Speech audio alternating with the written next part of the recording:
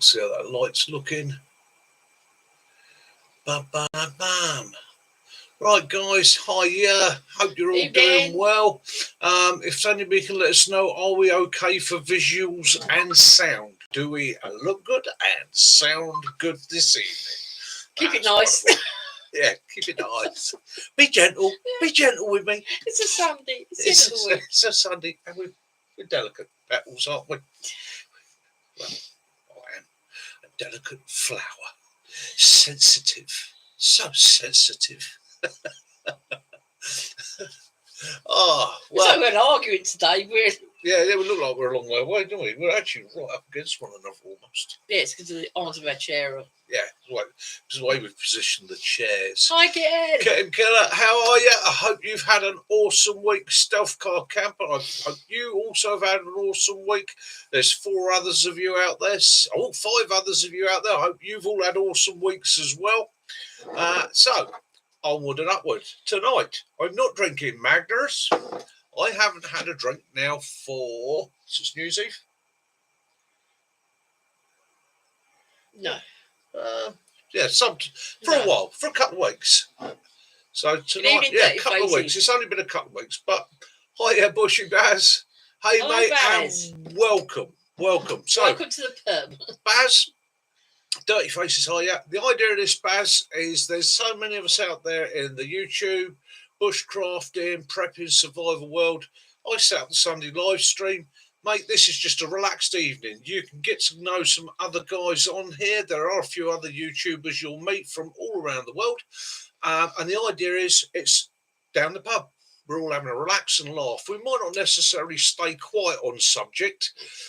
Quite often it goes off at random angles. But the idea is to sit back, relax, have a laugh, make contacts, make friends, and push forward for the future. It's just a relaxed Sunday night. So anything you want to throw in at any time, mate, by all means do, and you are really welcome. So bear in mind that we treat it as if we're down the pub. Tonight I am on the cider, and I am having my once a week pint of cider. Me, I'm on meds, so I'm on the blackcurrant squash. Yeah, poured that a bit quick. Shall I let that settle a little bit? Anyhow, if you worked on my bar, I'd shoot you for that. You would.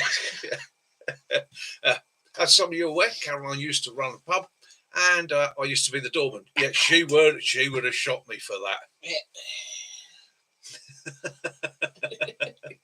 Yeah, excellent, mate. Yes, excellent. We have males, females. Yeah. Michael Johnston. Hiya, mate. How are you? I hope you're good. Right, carry on pouring into me cider. We also joined Baz by our furry little pup. Mascot. Here. His name is Willow, but he looks more like Chewbacca, the Wookiee. So, question I was posed earlier this week. Okay. The question I was posed was quite simple, right? What would you take with you into the woods, cook system wise? And I sat and thought about it. Well, it's not an easy question to answer, is it? Because the thing you have to always remember about this sort of thing is, what are you doing? So I threw myself off then. If you're clearing off up the woods for just an overnight or a weekend, good girl, cats, maybe a distance hike and that, you want to carry light kit. Because the same person was firing up to me as to caddy kettles and Dutch ovens. Why would you have a caddy kettle and a Dutch oven? Okay, so I spent a lot of years teaching survival techniques, wilderness techniques, and so on. And a lot of my techniques go back to the 17th and 18th hundreds. Okay, it's the nearest point where our ancestors were still living a very, very in tune with nature lifestyle. Now, and this is my reasoning to it. Okay, as you see behind me, I've got some light kit there. Okay, and I've probably got one of the lightest kits you can carry, which is the old GI metal mug. You don't have any sign. And a burner, which you could use as a stick stove. Stick stove, hexamine, whatever you wanted to use on it, you could run it, and it's super light. Okay, now you can combine this kit. So,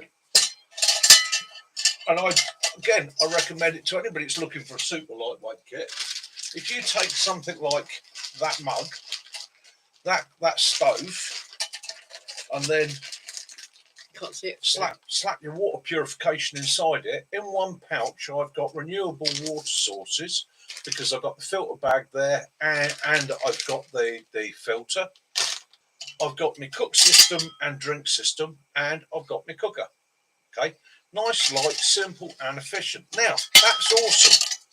That's awesome for just me. Okay, that will do just me. Or if there's 4 of us and we're all carrying those, wonderful. But then you've got to think, if there's 4 of you in a survival situation, that's 4 fires that got to be lit. Good evening, Yarps. 4 lots of water got to be collected. Okay, you can only cook or drink out of that system. So you start to slow things down. You start to create more work. If you're going, like I do quite often, I go up to the woods and do like a sustained camp, i.e. I go up and go, right, I'm going to be here 4 days. In a survival situation, it may be that you've got your bug out location, or you find somewhere where you go, do you know what, got water, got supply of food, got a good environment, plenty of resources, got shelter, whether it's a natural shelter, be it a cave or something you've created, this is where we're going to settle. Then the answer is to go with a Kelly kettle. Okay, and the reason the answer is to go with a Kelly kettle is because that's a group water source. Okay, so I can boil enough water in there for 6 people to have a decent sized mug of brew with no problem. All right, they drink. Other great thing about a Kelly kettle for a long-term survival situation is you can do a sustained boil in it. Okay, so if you get the one with the breathable spout, i.e. it's vented and it whistles, okay, you can boil water in that for a very, very long time. You can do a continuous rolling boil and make sure that water's sterile. If you then, on a long-term survival situation, combine that with a Dutch oven, okay, you've got something that you can make a stew, you can bake in, you can cook a joint in, you can do larger meals over one fire. And this again comes back to that whole survival situation of be as lazy as you can. Okay, use the minimum amount of effort to get maximum amount of effect. Now, you have to counterbalance that with, am I in one stationary location, am I going to be moving? If you're moving and it's a group of 4, 5, 6, Dutch oven's the way to go. Evening, John. Because you offset the fact that one of you is going to have to divvy a bit of his kit out amongst the other people to carry that. But also, if you're moving in a group like that, you're probably using one shelter system. You're, especially in a survival situation, you're probably going to put up one shelter system. One of you is going to carry a large tarp, one of you might carry a slightly smaller tarp. It's probably going to be canvas, that's going to be weighted itself, and so on and so on. So you start to divvy the stuff out into the team, and then the team works together. The other bonus with the old cast iron, okay, is its durability. Now, it's a situation I had about 4 or 5 years ago where we were using a very large stainless steel pot, and somebody actually managed to burn the bottom out of that stainless steel pot, basically by having nothing in it and putting it on the fire and leaving it on the fire for quite a long time. Yeah, it blew a hole in the bottom of the pot. Don't we need to cook food, any food, or is it? Made it absolutely useless to use. Cast iron won't do that. Okay, and again, coming back to the Kelly kettle, large amount of water, long-term usage. However, moving light, if it's just you and a mate, you know, little billy can like that, absolutely ideal. You can make enough stuff in that for 2 people quite easily. You could combine it with Benny, but did you die? Gasifier stove, open fire, Stick. hexamine, gas, whatever you wanted to do. That's just my thoughts. And again, as usual on a Sunday, what I do, because when we first start out, there's only a few of us here. That's the subject I'll throw up for the beginning of this evening for you to have a think about. Throw me back your ideas and your thoughts. I know there's going to be some of you are going to go, no, not doing the Dutch oven, too bloody heavy. And I know there's some of you that will go, no, Kelly kettles, no, too big. Eating life's a hobby. It's what you're used to, and it's what you're using it for. Okay, so me, I love the Kelly kettle. I have been known to be seen staggering along for miles with my kit on, with a Kelly kettle in my hand filled with water, where I've taken it out of the rocket pouch, filled it at a water source, filled up both my water bottles. I'm now carrying 4 litres of water because I know first job when I get to the camp, get the brew on. Everybody's going to want one. So again, it gives you that option, that bonus. Guys, welcome. This evening we're joined by Bushy Baz. His first time here, and perhaps we should have done this before when other newbies have come on. Baz, you've not missed a lot apart from me waffling, mate. Sticks, how you doing, mate? John, how you doing out there? Yeah, that's fine, Benny. Ooh. Oh, Yarps, thank you so much for the Frere Rocher, and you're Willow's bestest friend.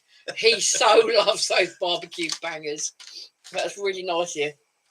Dirty Faces, if you're ever passing Petersfield Market on a Saturday, there is an army surplus store I think you might like. Guy is ex-military, was based at Borden. Please give him some support. Okay. Yeah. And I must say, Lake District Outdoors, I really love your pigs in blankets. I want to know how you do that. Dirty Faces, you wouldn't know if that's a guy called Brian, would you? If no, if so, he might be an old mate of mine.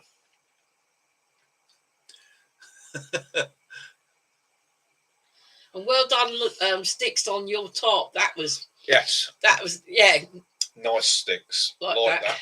And Like the jacket too. Aye. Got to make Sticks, Benny, and anybody else that's going to get involved in the charity cookware kit jealous now. Oh. £1.50 at the Heart Foundation. Ooh.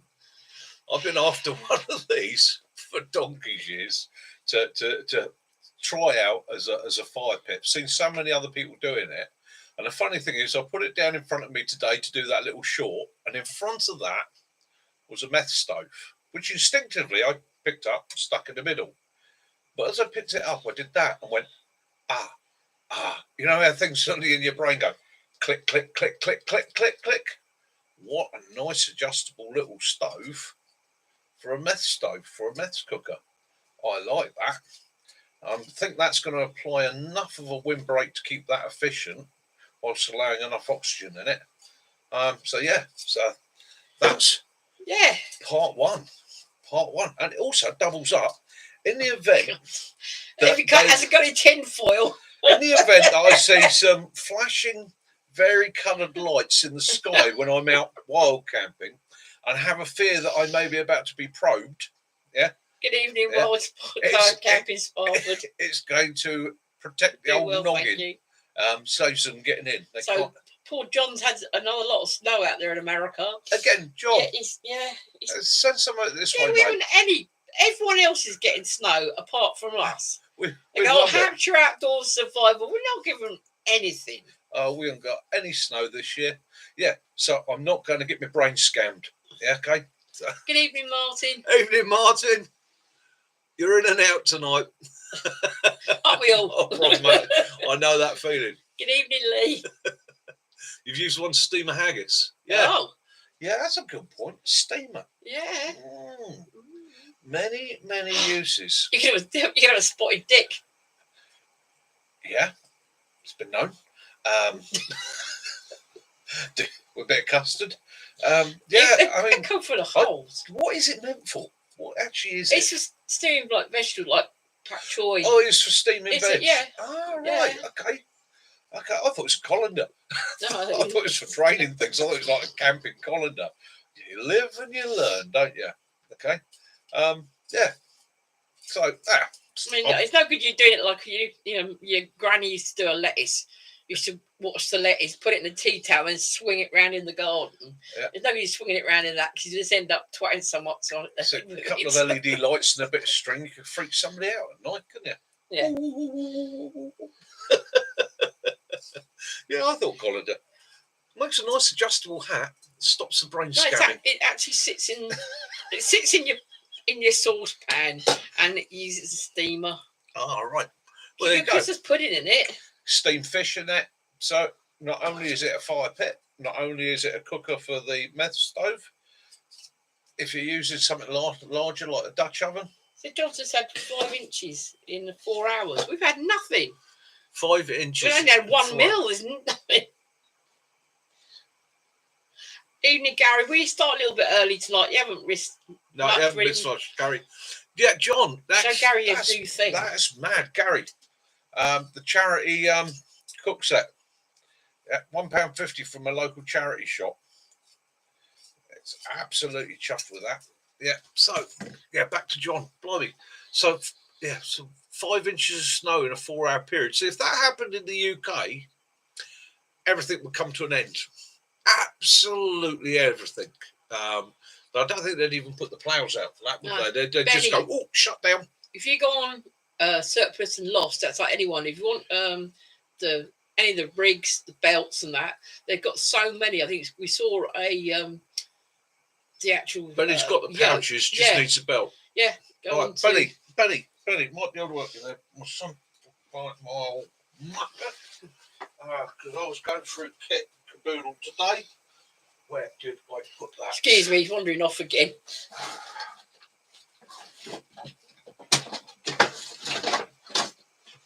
Right, Benny, I have there same size as sort of standard NATO belt, but with the holes in it. That's a French Army pistol belt. Okay, got a metal. Just basically goes together. Oh, he's already got one. He says ordered one. You've ordered one. Okay, don't mate. I was going to say we'll send that up to you. But if you're anyone wants a belt, if anybody wants a French Army pistol belt, there's a French Army pistol belt going. You started so right now. Surplus and Lost go. God, we've suddenly got a lot of orders for belts. Yeah, do us a favour. Pouches. Tell Surplus and Lost. There's this guy. YouTube channel that's picking them up and selling their kit for them. Maybe we can get a little bit of a sweetener from them, mate. Maybe they would like to send me something to demonstrate. Oh, Benny, your daughter, she is so cute. Yeah, absolutely brilliant, that video, mate. And what I want to know, did she really splash you when she jumped into the puddle? I said to her, I bet her dad got absolutely soaked. French Army only dropped once. Yeah, on retreat. Now. Sorry. Yeah. That's for those of you that may have seen it. Benny's daughter. She's also got her own little YouTube channel. She does a little bit of bushcrafting and that alongside her dad. Absolutely wonderful. Yeah. And it's great to see a youngster being encouraged to just go outside and enjoy it. But she did that thing today that even nearly 60 years old, every time I see a muddy puddle, there is an instinct within me that kid comes out and goes, "Go, jump in it." Jump in it. He said she soaked him a couple of times. Excellent. It's all part and parcel of it. It's all part of having boys, fun. Dan was about 8. Chris was about 10. And Mick took them fishing. And Dan decided that he didn't like fishing. So threw the rod in the water. You've just had one of those conversations where I'm like, no, you will catch something, son. Just be patient. And he said, no. And Dan just not being patient, just literally like a javelin out to the lake. I've had enough of that. I'm going off to play.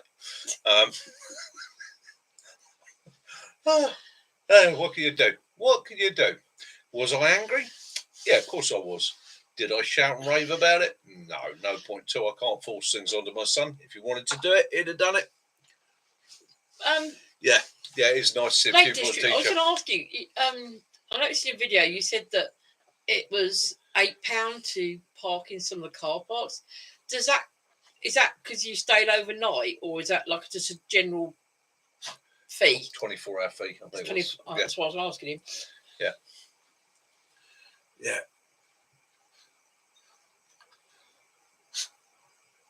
Right, Dirty Faces. I will get down there on next Saturday. I shall have a look. We have been up to... down Petersfield Market, right. Petersfield Market next Saturday. We haven't been up to Lake Districts and that for a few years now. We had a Border Terrier last night. We went to some of the lakes up there. It's beautiful. Yeah, love the Lake District. Love the Lake District. I like I've basically... Anywhere getting north of Manchester, I'm happy, Bunny. I've sort of got a rule. When we used to go up to Scotland, we'd leave here at 12 o'clock at night. And my plan was quite simple. Usually I wanted to be crossing the Scottish border. I'm glad you got them. Or up via Cumbria and that by breakfast, by 6 in the morning, so that I get to miss all the built up bit, all Birmingham and all that on the motorway, gone in the dark, in the wee hours of the morning. That's that. Phew. And I don't drive particularly quick anyhow, so I'm only tooting 65 mile an hour. But yeah, I just sort of roll through and miss it all because Good evening, Mag. I don't enjoy motorway driving at the best of times. But Gary, you thought about using one of the tubs. I mean, you get because they're quite a good seal on them. Yeah. You could put some couple of needles in the top of them and have like a mini sewing kit, because there's nothing worse than if a button falls off something. 101 uses for and you can always put some fishing line in there. And again, Gary's just received his. Yeah, I've already got a load more. That's a little square one. Bushcross D, hiya. Oh, So you. Ooh, £1.50 at the Heart Foundation. Oh, this is great. He doubles up as a hat. Yeah. Been playing with that all afternoon. Well, I think one thing people don't really think of a sewing kit, because I mean, funny, if you cut yourself badly and you're in a sewing yourself up, or basic skills. Basic skills. And as I said the other week, we all talk about skills to learn, firelighting and so on, but one of the basic skills is really goes alongside all your bushcraft, your survival and everything else is the ability to sew. And it doesn't have to be brilliant, okay? Being able to just join two pieces of materials, an emergency repair, or even in a worst case scenario, as I have done myself, Broadcast had to sit and watch me do it, I had to sew up my leg one day. And it was a case that it wasn't the nicest stitching in the world, but it did the job. It stopped the bleeding, stopped the wound from actually tearing and becoming worse, enabled me to get back and then get proper medical treatment once I was able to. So again, just that knowledge of how to sew doesn't have to be, you don't have to be like a dressmaker's stitch. 3 basic stitches and you're away. So you got your car back, Benny? Because I see you said you're back at your camp. See, I said, a cup of coffee. It might not have been the best place you've been at, but a cup of coffee, it changes everything. It's getting out, isn't it? Yeah, it's outside. It's getting out. Sometimes, it's like me. Sometimes I can't get up the woods, and I'll go for a walk here. Well, I'm on a big old housing estate here, but we've got a little brook through it. I did a little video the other day, which I haven't put up because I'm not that happy with it. It's only about five minutes or so, but it's just me walking up the local brook. And sometimes just getting outside. It doesn't have to be the best place. Just getting outside, getting that little bit of headspace, getting that bit of fresh air, having a walk along, block out all the crap that's appeared from the outside world, and just notice the bits that are there, like plants, the trees, and so on. So you go outside and gains you a little bit of breathing space. You do see a squirrel like that. Yeah. It makes you feel. So, got a couple more of these tubs if there's anybody out there that needs them for anything. Again, it's the nicotine pouches that I've used to give up my smoking. So it's a little tub, opens up like that, seals that end, and at the other end it's got a little opening which you can put your used pads, nicotine pouches in. I've got a couple of them, and I gained a couple of these round ones, which again, if they're any use to anybody, got a little opening in the top there. Any use to anybody, they're quite good for cotton wool balls and things like that. If anybody wants them, because I gain sort of 2 or 3 of these a week, and I don't really like throwing them in the recycling. So if any of you guys could use them, let me know, and then what we'll do, we'll get a little group together. Some people are very posh, Benny, like you, and your caramel latte, flipping budgie, whatever stuff you have. Max had a visit from the deer again, so Max. Excellent.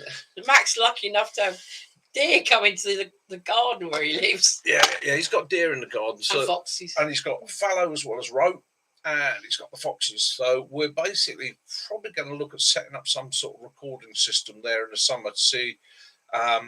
We're actually trying to get permission to visit the bit of land that they're in to do a bit of a wildlife survey, because it is one of those. I'm not going to say much more than it is one of those bits of land trapped, okay, and isolated, but nobody goes there, nobody uses it. It's not somewhere we're going to get permission to camp, but nobody uses it, and we've already said it would be fascinating to get in there, do a survey, possibly stop overnight to do a survey, see what wildlife's in there, what plant life's in there, see what's managed.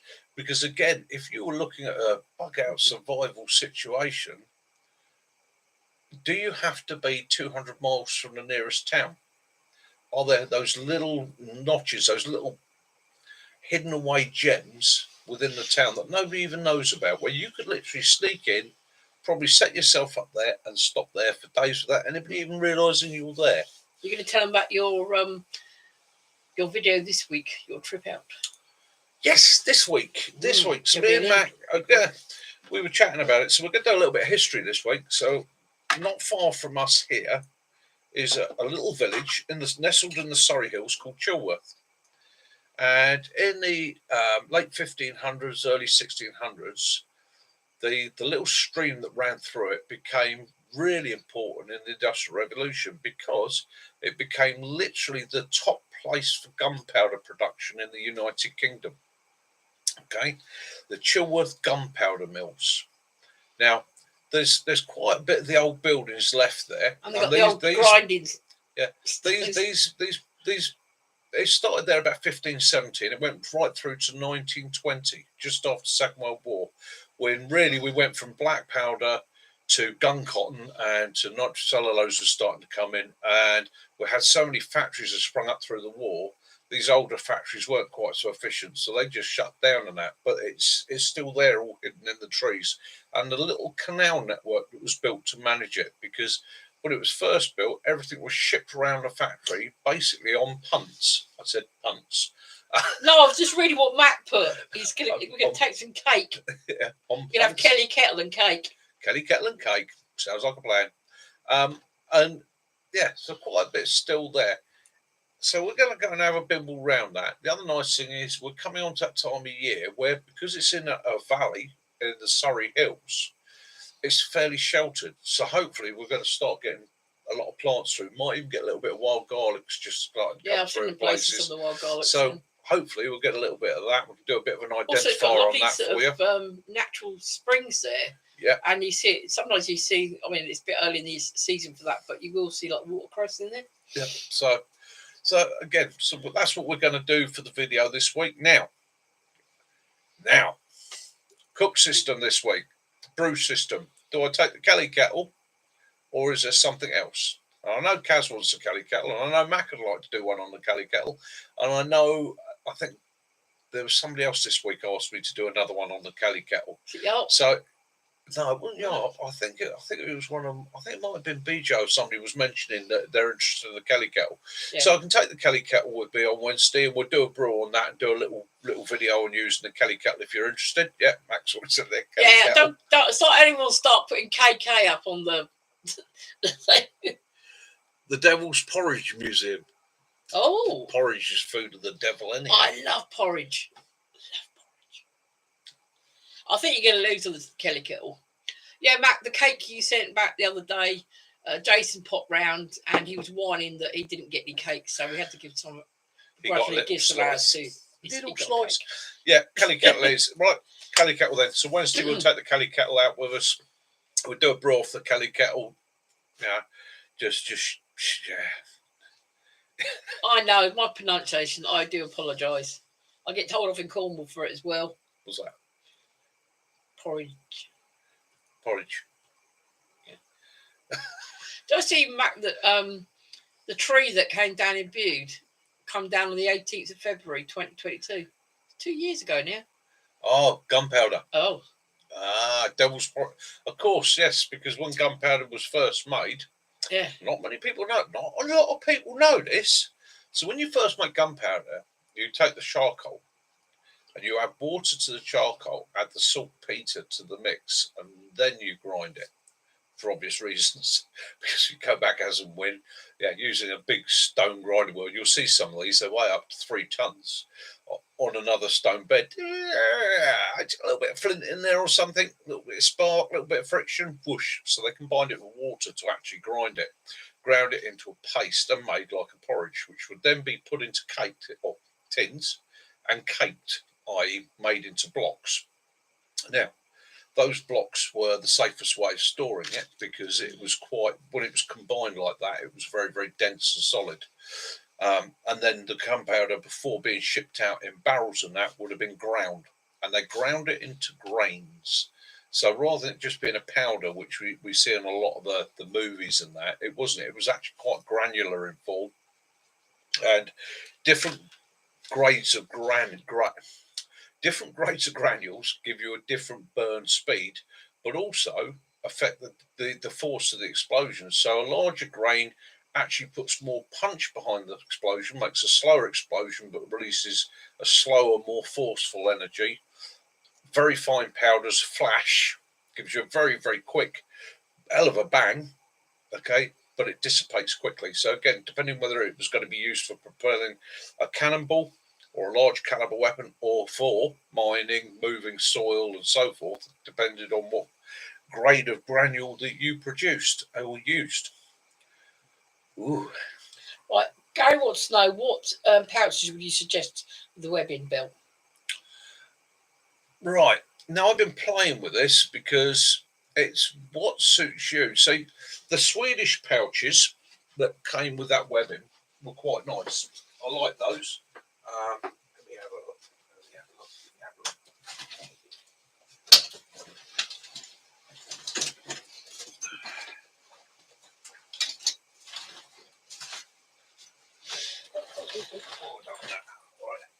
So he says wandering about. Yeah. Okay. So the standard Swedish pouch is, I'm never quiet, I'm afraid. as you see, 2 inches or 2.5 inches deep by a good 6 inches wide and about 8 inches tall. Now, did you show that you got food from? I've actually stuck my box stove in there because it fits perfectly. Absolutely fits perfectly. They're a very, very heavy duty Cordura, and they've got a plastic lining inside the 2 layers of Cordura, which makes them quite stiff. So they're not going to take something like a NATO water bottle. But what you could do, you could combine it with a utility pouch from a NATO or from Combat 95. That will go on there. And at the moment, I'm playing with.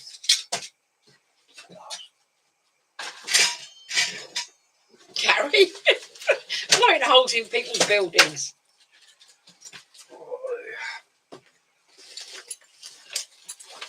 Right, so I'm playing at the moment. Again, I'm trying to work out what I'm going to do myself. So, at the moment, I'm going the Swedish water bottle for my GoPro, just a NATO foldable pouch for my sundries, spare glasses, bits and pieces like that. That has got GI stove, water purification, hexamine in it. That Caroline found me. Oh, this one is from Temu. It's £12. This one. It's really good. It's got molly in that. At the moment, I have one standard NATO or British Army issue basher, and the Dutch Army poncho, all squashed in there. It's fitted in there with ease, with a bit of room spare. Yeah, as you can see, it's quite wide. It's got the molly bits on the bottom here. It's got the elasticated bits around it. Yeah, it's got a ring.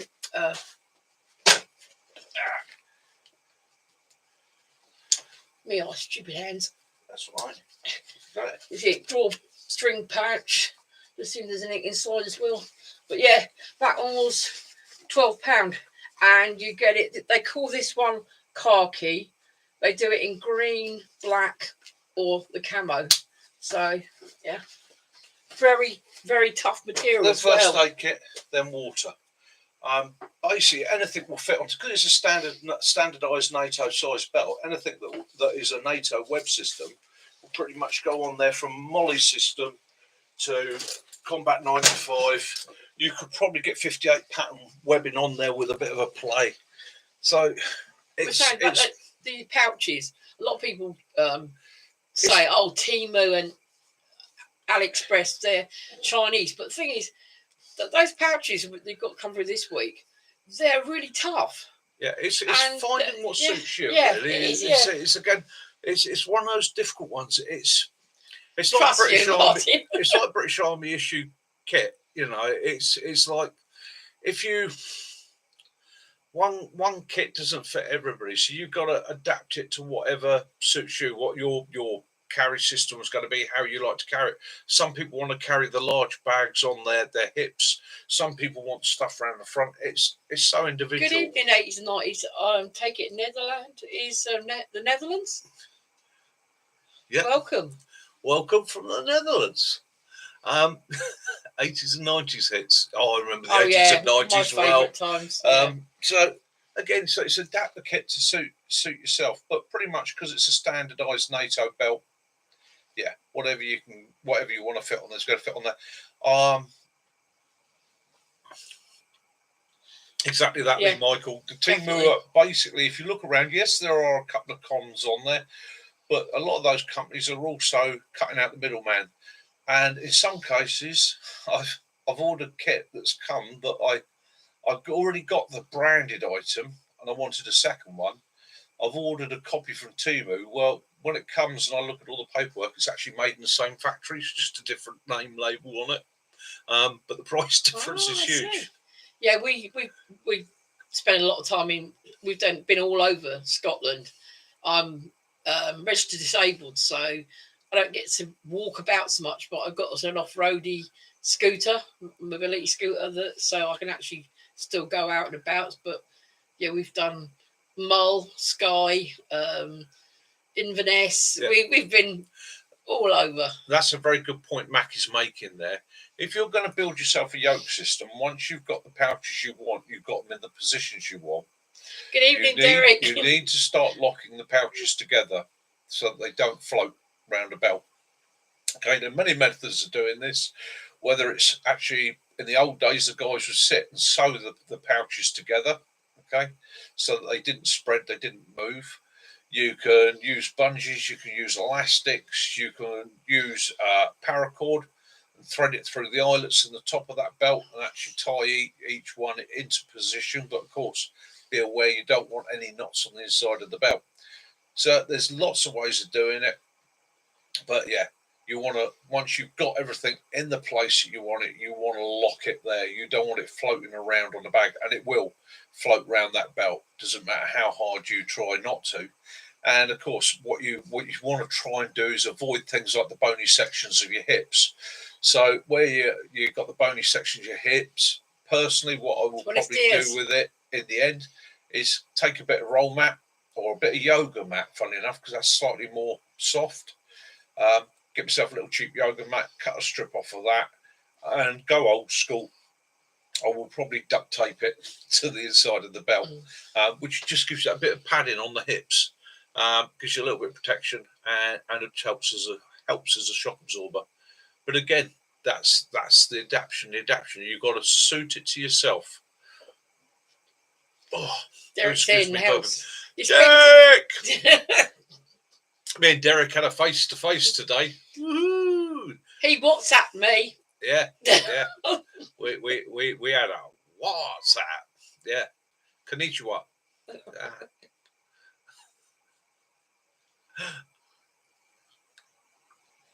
Can't beat old school Bushy. Exactly that. Let's, it's all, there's nothing new. It's all been done before. Yeah. I mean, when we talk about yoke systems, I mean, the first major recording of yoke systems was the Roman legions, because every legionnaire was required to carry all his kit himself. It didn't go on a wagon.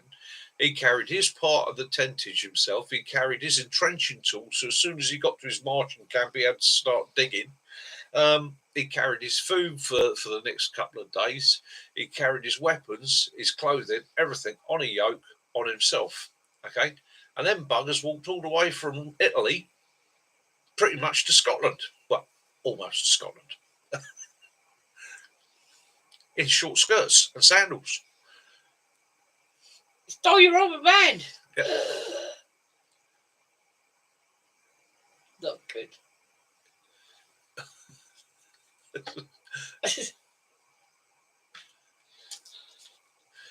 What's the best dye to use? Pretty much, if it depends what you're doing with it. I mean, I've seen everything done over the years. I mean, any good commercial dye will probably do the job for you. But first thing you want to do is wash it, and wash it fairly intensely. Stick it through the machine wash, because a lot of camo pouches are treated with an IR treatment. They're also treated with waterproofing agents and that. And squaddies have hit them with all sorts of waterproofings over the years. So what you want to do is a couple of good hot washes. Obviously not boil it so that it falls apart, but a couple of good hot washes. It's a long time of year. And then dye it. Or acorns make a good dye, but acorns make good dye. Yeah, rust dyed yours. Yeah, or another one I have seen over the years, and I think Mac's probably seen it as well, where somebody's gone, "Oh, sod that!" They've just gone and got themselves an aerosol and given it a blast over with. I think it's Plasticoat used to be the popular one. Yeah, purely and simply because it stuck to a blanket.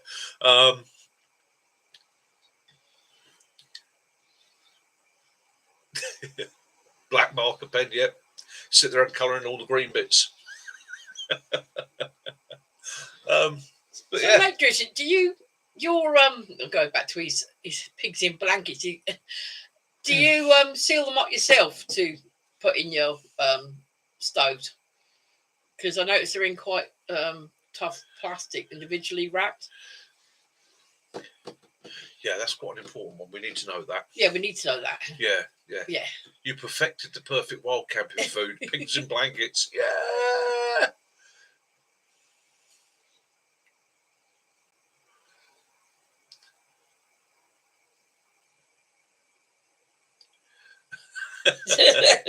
Yeah, pigs in blankets are not just for Christmas. Yeah. No. Yeah. I love a pigs in blankets. But well done to you for being out there and that. Yeah. Well, it did look cold that morning when you're out in the snow. Yeah. Cheesy pigs in blankets is another one of my favourites. Have you tried? Yeah, I know you take your stock cubes with you, but how about taking the gel ones? Because you get vegetable, lamb. Because you do the same. You put it in water. Yeah, it's got to work. So if you took a stock pot little jellies and put it in with your hot water, because you can get. Also, you got vegetable. They do chicken. They do curry. Well, they do all sorts of those little stock jellies, and I doubt if they're freeze like your stock cube did. Yeah. Oops. Don't try Walker's Christmas pudding crisps. Gary, I wouldn't try Christmas pudding. Anything. I'm not a Christmas pudding fan. Kaz likes a bit of Christmas pudding, but not as a crisp. Not for me. Mind you, we've sort of got into that Marmite with peanut butter. Dehydrated bacon with brown sugar for bacon, grill and beans. Yeah. Bacon, grill and beans. Yeah. Instant usable curries. Yeah, bacon grill, Matt. No, I haven't. Sticks, have you tried the dehydrated brown bacon with brown sugar for a trail mix? I tell you what, that's probably good. You get a mixture of the salt and the savoury. Yeah, you probably. I love they do an apple and custard. That would probably work for me. Summit ones. Yeah, bit of sweet and salty and sweet. Yeah, I mean, getting back to pigs in blankets. So my pigs in blankets recipe myself is I take my sausage, my rather large and firm sausage, and I slice it lengthways. I then take a nice strong cheese of choice. I've even been known to do it with a bit of blue cheese. Put that inside my sausage, and I then wrap that with thick bacon. And then that goes and gets done in the air fryer. I use those Love it. pastry sheets, puff pastry sheets, cut along the middle, and into, so you've got 8 portions. Put bacon, cheese, black pudding, fold the 2 corners off. You end up with those parcels like Greggs and that. like, or you get garages. Yeah. Bake them up. You can just pile them up. Yeah, that's one of the problems. Baz, we've discussed this on Sorry, this channel Baz. before. One of the issues is quite often we get into food, right? And we had somebody say to us one weekend who said, "Oh, you lot are always talking about food." Well, survival. Shelter, fire, water, food. Okay, food, the least discussed of them all. But again, an essential thing. Gary, so I love Applewood smoked cheese. Yeah. Ocado. Yeah. Good evening, BJ. How you doing, my friend? How is the States or your particular part of the States? Hope you and your family are all good. Hope you've not been caught by the same snow that's caught poor old John. Yeah, apparently he's it's snowing a good where this week, BJ, Mick and Mac are going out. They're going to an old gunpowder mills, and they're taking the Kelly kettle with them. And Mac's going to bring cake. Yeah, so we're going to do a bit on the Kelly kettle this week. I just realised lighting a naked flame on an old disused gunpowder mill. If we're here next Sunday. It means that Derek, your film's going to come true. That short you did with his talking. Yes, just out of luck to light up on an old disused buried barrel of gunpowder or something. Don't go in any rabbit holes, just in case.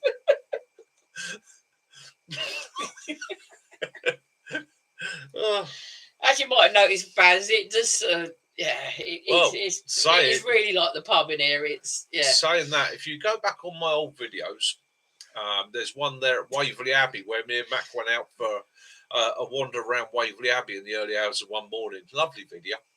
And there's a section there where we're alongside a little river at some Dragon's Teeth tank traps, and we're looking in the river and that. Okay, so we did that filming and all the rest of it. We came back home 3 days later. Okay, so you got the BBC and everybody else is down there because some guy's gone magnet fishing along that stretch of the river and found a Second World War 500-pound bomb exactly where we were standing, literally about 3 foot out from us. That's where you was. There's a German 500-pound bomb in the River Way. So, sod's law. It's a good job we didn't spot it, because knowing us, we'd have probably tried hauling it out. Oh, Stilton and mushrooms, yeah, definite. Yeah. 5 inches. Yeah, it'd be gone by Wednesday. Yeah. Stilton cheese, melted mushrooms. Oof. Oh, yeah, can't go wrong with that. Cheese and mustard. No, don't like mustard. Oh, mustard on your cheese toast. Well, I got him the other. We have a West Country cheese here that comes in a little ceramic dish, isn't it? Yeah. And you had it with chorizo and chili yesterday, or jalapenos. Yeah. Jalapenos. Yeah. We don't like human bombs back. Yeah. Yes, the wild garlic I hear is from your foraging book. Yeah. The wild garlic's coming out now. It's just starting to come through now in certain places. So you've got a bit of Shelton here, a bit of Shelton woodland, got a nice damp area and all the rest of it. Have a look through for your wild garlic. Make sure you positively identify it. Basically, smell it. If it smells of garlic, it's garlic. And then take it home and make yourself a nice amount of garlic butter, and you put it in the freezer. Yeah. So when you next want to do a garlic bread baguette, it's wild garlic. Or wild mint. I love wild mint and wild strawberries in a chocolate sponge. Yeah, summer season, the wild garlic is out. Yeah. Yeah, a bit of salmon, a bit of wild garlic. Yeah, whereabouts are you in the country, Baz? You're setting up later on. You're going to do a weekender. Yeah. For we're going to 10 people. We're going to do a wild camp. I'll mention that later on. But yeah, we're going to do a wild camp down here in Surrey. I can open it up to about 10 people. It's going to be a Friday night, Saturday night bug out on the Sunday.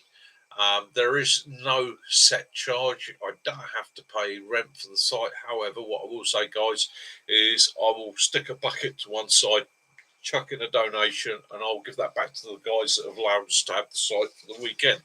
And that way, hopefully, encouraging them West Midlands to allow us to do it again.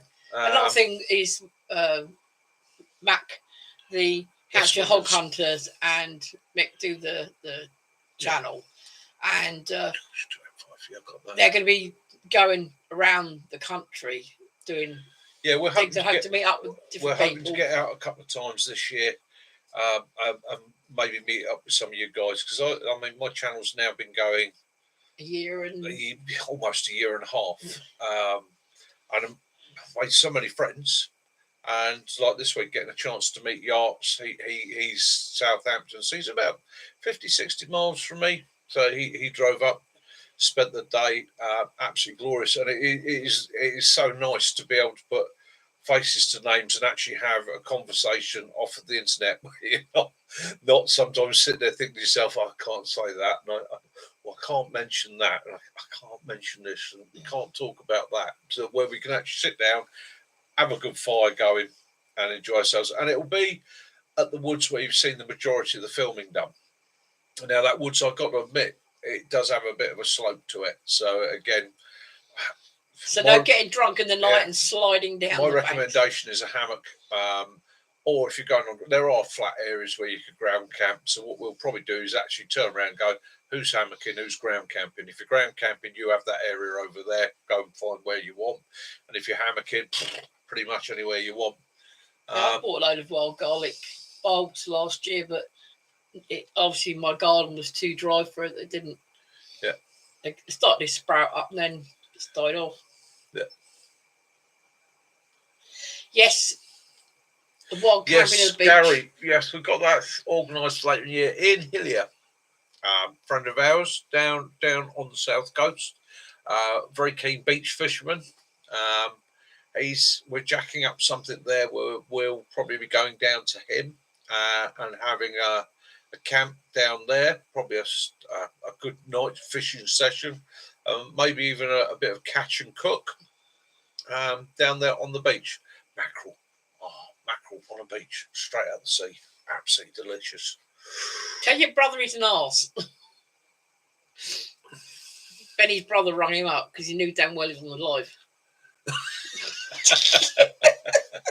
Benny, tell him I'll set your cat on him. Yeah. Remind your brother what he done to your cat by just speaking. So if you got any pets, yeah. Oh, yeah. Yeah, coastal foraging. I mean, let's face it. Okay, in the United Kingdom, I don't know about everywhere else in the world, but I know in the United Kingdom especially, if you ever found yourself in a situation where you had to pick somewhere for survival, the coast is the way to go. You have such a supply of protein along the coasts of Britain. And protein is something that's not always, unless you're really good at trapping or you've got the right equipment with you, can be something that's hard to find. Other things like carbs and that aren't so hard to find. If you study your tubers and your plants, that's not so hard to come past. But a good, ready source of protein can be a bit of a struggle. So when you're coming into things like the shellfish and that, which again, you need to have a bit of knowledge about. You've got to be very, very careful. There are certain seasons for certain shellfish. You've got to understand the tides. You've got to understand the conditions. But a basic rule of thumb for you, one that I got taught as a nipper growing up on the north coast of Cornwall, is follow the tide down. And when the tide gets to its lowest point, wade out to your waist deep and then harvest your mussels from underwater. If you're harvesting your mussels and your limpets from underwater at that point, they were always submerged. They've never gone into their air mode. They're literally the healthiest they can be. I've actually had Samphire ice cream. Wow, that is lovely. Yeah, salt for the razor clams. Yeah. You got to chase those buggers. Basically, brown trout cooked on the River Wye, caught on the River Wye. Yeah, lovely bit of trout. You can't go wrong with a bit of trout. We got trout streams around here. However, it's going to cost me a lot of money to go for a day's trout fishing. But saying that, I mean, what was it? I was in Morrison's a couple of weeks back, and I was full to myself. Really, walked to Morrison's. Oh, just Jamie. And they had a whole salmon in Morrison's for 20 quid. And I looked at it, and I actually thought to myself at the time I looked at it, what a bloody waste. Whole salmon for 20 quid. Didn't actually hit me till I got home and suddenly thought, you know what? Should have grabbed that, because that would have made a great video, actually doing a salmon over an open fire. But hey ho. See, I might have liked that. Yeah. Hey up, Jamie. How you doing, my friend?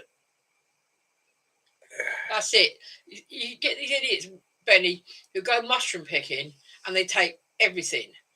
Well, you got to leave stuff. Yeah. It's like you don't take every single pheasant in the woods, because you need to have something to carry on producing. I got probably one of the last near punch up. Was a bit of a punch up. It was a scuffle, because I was grabbing people by the scruffs of their neck and dragging them. But I used to look after a woodland, private woodland as well, but had a path running through it. eBay or Amazon, Benny? Found a group one day, early hours of a Sunday morning, of people. I should just call them people, all with baskets, and they were in the wood, and they were just literally picking everything. They knew what was edible and what wasn't, but they weren't just taking one or two for the pot for home, which I would never have a problem with. They were taking everything, and basically I collared them. There's about 6 or 7 of them. Collared them. What are you up to? You can't do that. That's illegal. Oh, sorry, my friend. With these, we work for a restaurant. These we sell to the restaurants. Blah blah blah. And I just lost my rag. It was like, you're going now. I just take some more. Grabbing people by the scruff of their necks, dragging them through the undergrowth. Get out of the woods. Fuck. See you back here again. I'll burst all your tires, you bastard. Really lost it. And again, that's one of the things that goes wrong. There is no problem with harvesting as long as you do it sustainably. Like kitten killers, and most of the ones you get in shops are industrially. Yeah, industrially. Have you got that? Your book, Your Knowledge to Forage.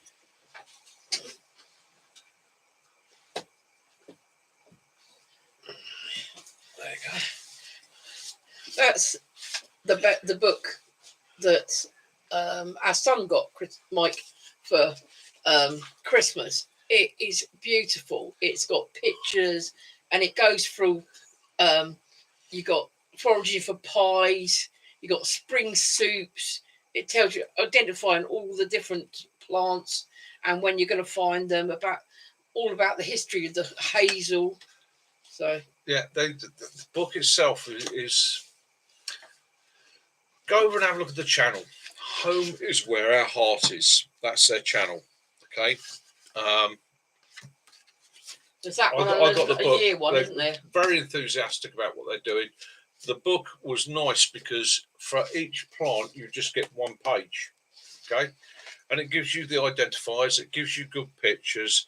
It gives you the nutritional value. It tells you what you can use it for cooking. It tells you its value to wildlife. I'm not sure, Benny, probably. Which I appreciate, because again, I don't know. Do you have a quick QR to you?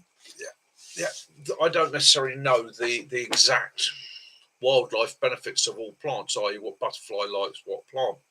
However, using that, it gives me a bit of a guide, which then gives me a little bit of research into, if I know it's a rare butterfly in that area, because I'm a conservationist like we all are, I love to see my wildlife.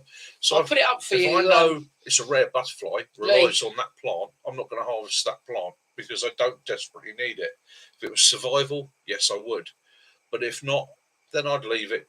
as B, or I might just take a couple just to try and move on with, because again, it's all about experimentation. I mean, great one for you this time of year, catkins. Okay, not many people realise you can eat catkins. Well, they're foul, they're bitter. Okay, make a very, very good tea. Very, very nice tea. Handful of catkins dropped into the, what you want to do is boil the water, take the water off the boil, and literally just as you've taken it off the boil, drop a handful of catkins in it, and then just give it a stir and leave it until it's at a drinkable temperature. That's your easy test. It's a steep. Okay, if you do that, it makes quite a refreshing drink. It's full of antioxidants, very, very good for you. The actual catkins themselves, if you were going to eat them, you can toast them, or you can basically toast them until they become gritty, break them down and introduce them into a flour, so you can make something very similar to a wholemeal to go into a flour for making your bannocks or anything like that. And by toasting them, it takes a bit of the bitterness out, it takes the tannin away. Catkins, yeah, catkins. The flour from the hazel. Basically, long. They also do, as well as that one, they do a year calendar that tells you every month what is coming into season. That's So the catkin. Let's see if we've got it in there. Actually, don't know if they've got that one in there. Yeah, I'm going to pretty fit with that tree section. I'll leave you with Kaz for a second. I'll have a look see if I can find catkins. Yeah, they're called catkins because the seeds they look like cat or lamb tails.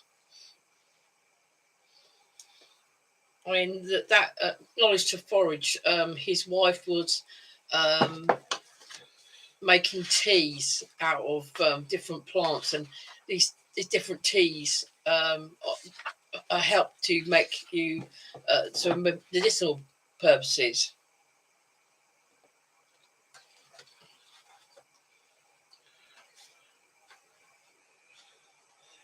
Good evening, Chief Scout. It's funny. It's like country names. You go around the country. It's like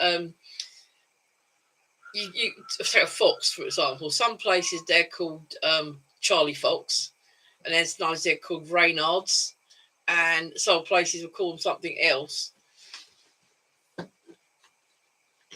Okay, below.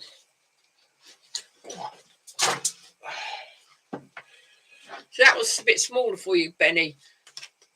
That's the other one. That's that one. Foraging year. Benny, if you're looking for a book to start learning foraging from, yeah, that'd be great, Martin. That's the one to go for. Okay, the UK monthly calendar field guide, because that gives it to you month by month, so that you can select what you want to go and look for and learn about month by month. And again, same sort of book. It's not full of Latin phrases and genuses and information you don't really know. It's broken down to this is edible or this is poisonous. And he always gives a list of the common toxic plants. Also in that guide, when you read down to the bottom, it says plants it could be confused with. And it will tell you what plants you could confuse it for, so that you can then look them up and see the differences and study the differences. So it's a very nice guide. It's not too big, it's not too bulky. There you go. And again, goes month by month by month. There we go. So we get that to focus on that. So you get your hand over the catkins. There you go. That's a catkin. Catkins. Fruit of the hazel tree. Not fruit of the hazel tree, that's a nut. Flower of the hazel tree, I should say, which you'll get out now. That's a good price. Also that one, Lee, the foraging year. Yeah. So, and he even does a selection of fungi in there. But he gives you the monthly calendar guide, and in the front, so if you're looking at planning your trip out, it will give you month by month what's available, okay, what to keep an eye open for. And then you can just go out, have a look, study, compare it to the book, and practice from there.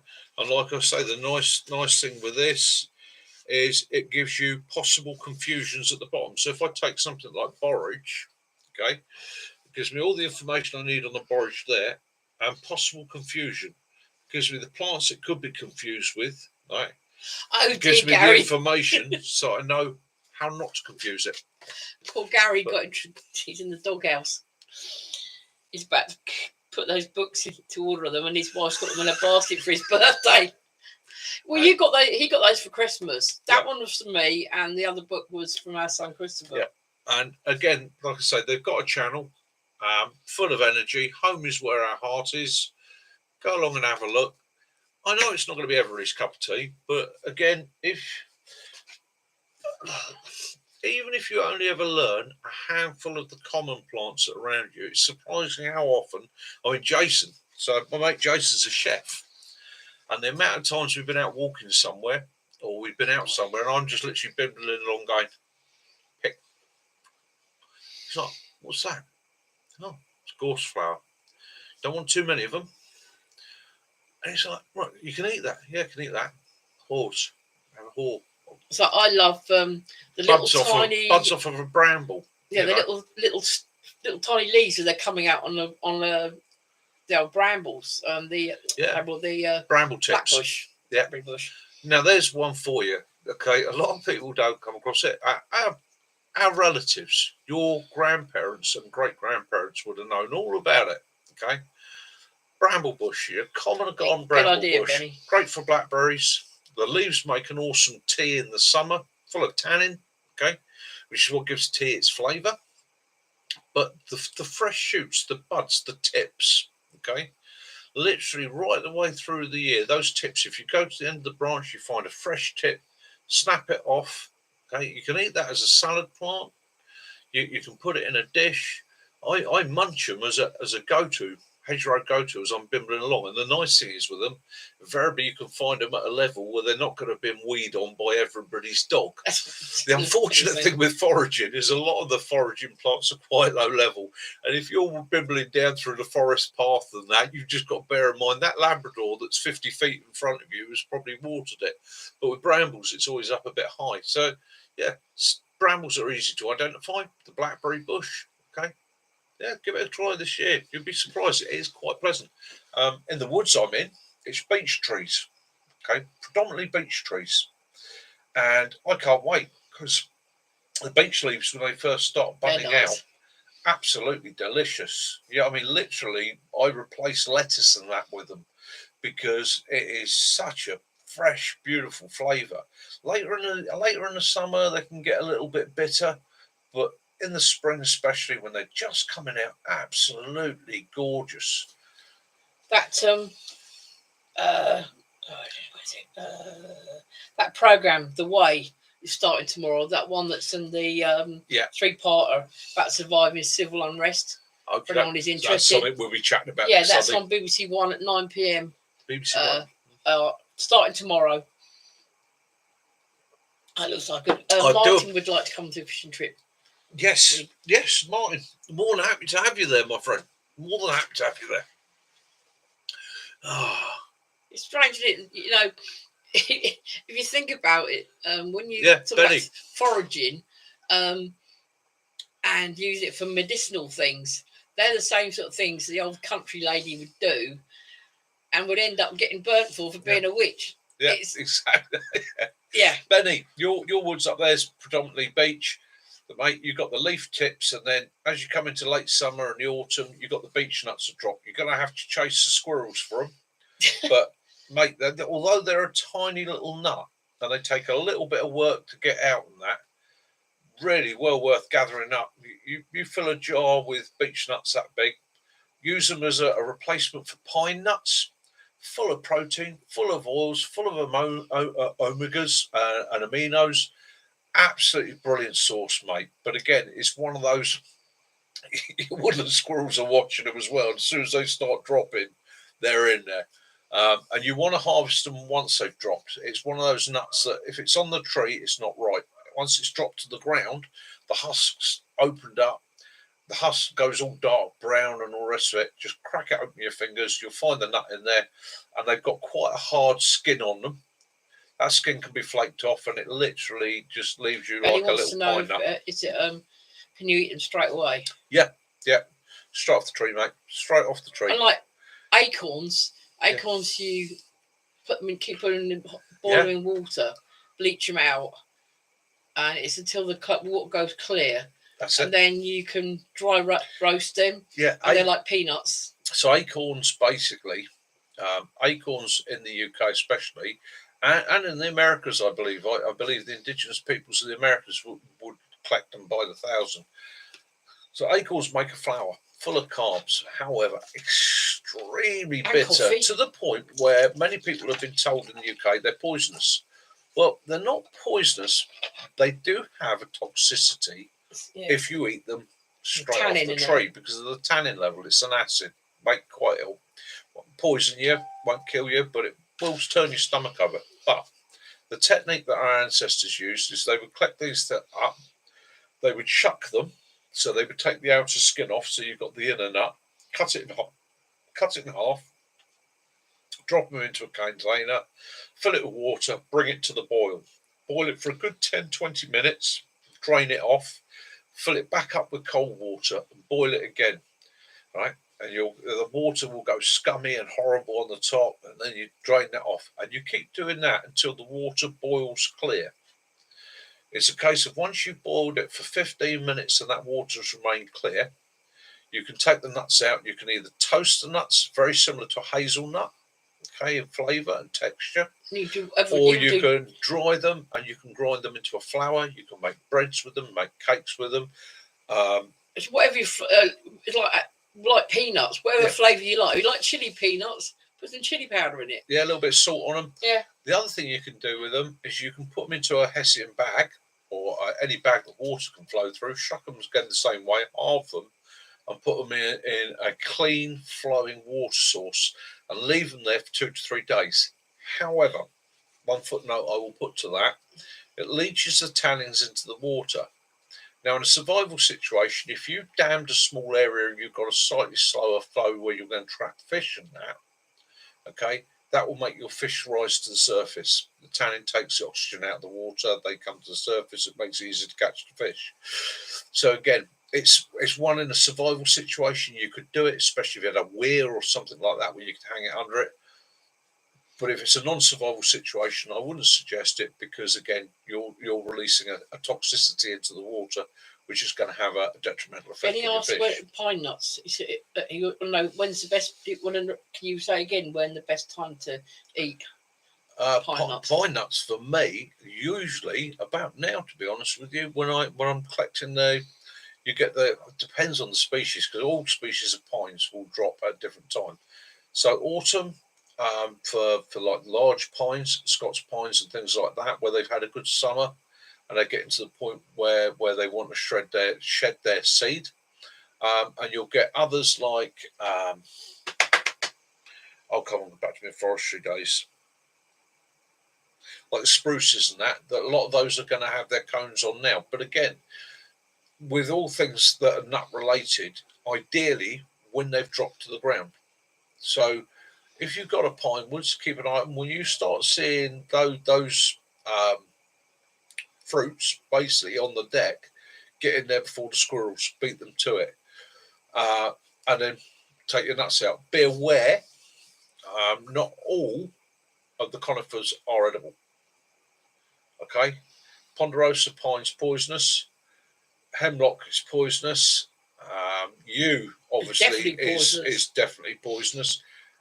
Apart from the fruit, which again, I don't really cover too much on the channel because it's a very risky one to harvest. I've done it for donkey's years. When you get the little red yew berries, and only when they're red, okay, you can eat the fruit off and spit the seed. God forbid you crack that seed on your teeth or you swallow it. If you you need hospital immediately because you've just dosed yourself with the largest dose of cyanide you could possibly swallow. Okay, but the fruit itself, the actual red piece, is full of sugars, very sweet, very, very pleasant in flavour. Okay. Yeah, I absolutely adore it. But again, it's one of those you put one in, just very carefully take the fruit off, spit the pip. And again, with all these things, remember what you're doing. You're in nature's chain when you're doing this. Okay. So you've become the bird or the animal. You're repositioning that seed. Okay. And don't try pooing on people's cars. Yeah, don't mean swallow it and go. Yeah. But again, the seeds and that you harvest from these things, the byproducts that you might get rid of, like from the ewe and that, take it out somewhere, find somewhere, plant it. Okay. You're taking the place of a lot of the things that would have done it originally. And when you take something like a yew tree, one of the oldest trees in the UK, one of the slowest growing trees in the UK, some of the yew trees we see in church yards are 2,000 years old. There are some in the Surrey Hills up there which they reckon that they predate Christ. Okay, so yeah, it's every time you take something in foraging, try and give something back, even if it might be just clearing a small area to let a bit of light get into to give ground plants a chance. Okay, Gary wanted to know. He's got some. He wants to season some pans. He's required a wok style pot with lid, both are stainless steel. He wants to know how to season them. Seasoning stainless steel. Benny, you got a is there a disused railway near you? Because you're gonna under the roots is where you find a lot of the flint, isn't it? Yeah. Roots of the trees, or on the bank. I can always send him up some flint if you can't get flint up there. Yeah. Right. So seasoning metals. Okay, seasoning metals for cooking is a bit different to blacksmithing, but the easiest way to think about it is all metals have pores. Okay, things like stainless steel have a very, very fine pore. Therefore, they're a bit more rust resistant, so they don't get so much into the pores. If you're seasoning metals, things like cast iron have very large pores. So what you do is you heat the metal up, you get it really good and hot, and then you take a rag, you take a high temperature oil like canola oil, and you wipe it onto it. Okay. Now you don't want it red hot. You don't want it at the point where it ignite. Okay. And then you put it back in the oven, and then you just keep heating it. And basically, what that does, it allows the metal to absorb the oil into the pores and gives it a level of protection. Stainless steel shouldn't really need to season. Okay, it's pretty much it's exactly what it says on the tin. It's a stainless steel. So if you use a bit of butter or use a bit of oil when you're cooking it, things shouldn't stick and it shouldn't stain. Be slightly careful of chrome-plated metals. Okay, one of the issues with chrome-plated metals is to actually get the chrome to bite. They use an acid treatment to create larger pits in the metal underneath, and then plate it, right, to get the chrome on it, which is great all the time. The chrome's the top level. If the chrome starts coming away, don't use it as an eating implement. Don't drink out of it. Don't use it because you're going to be leaching those chemicals into your system. Very small doses, not good. Enamel again it's a great system, but if you've got any enamel item that gets a chip, bin it. Okay. Because the etching agent used to make enamel stick to the metal, highly toxic. Okay, same rules with your Teflon. You know, if you've got a Teflon coated item and you get a scratch in it, bin it. Okay, because all these things require an etching agent to actually get it to stick. You seem like the Dutch ovens. They really hate having tomato. Anything tomato based done. You have to keep if you do tomato in it, you got to re-season it afterwards. Yeah. And a Dutch oven, cast iron, it's probably the best of the best. And cast iron, season that. It is literally coat it with oil, get it hot. The knack with it is don't wash it with soapy water. All you do with a Dutch oven to clean it is fill it with water, put it back on the heat, get it good and hot, let all the muck float to the surface because the pores are so large it just releases it. Tip it out, dry it out, coat of oil, back on the heat, re-season, and done.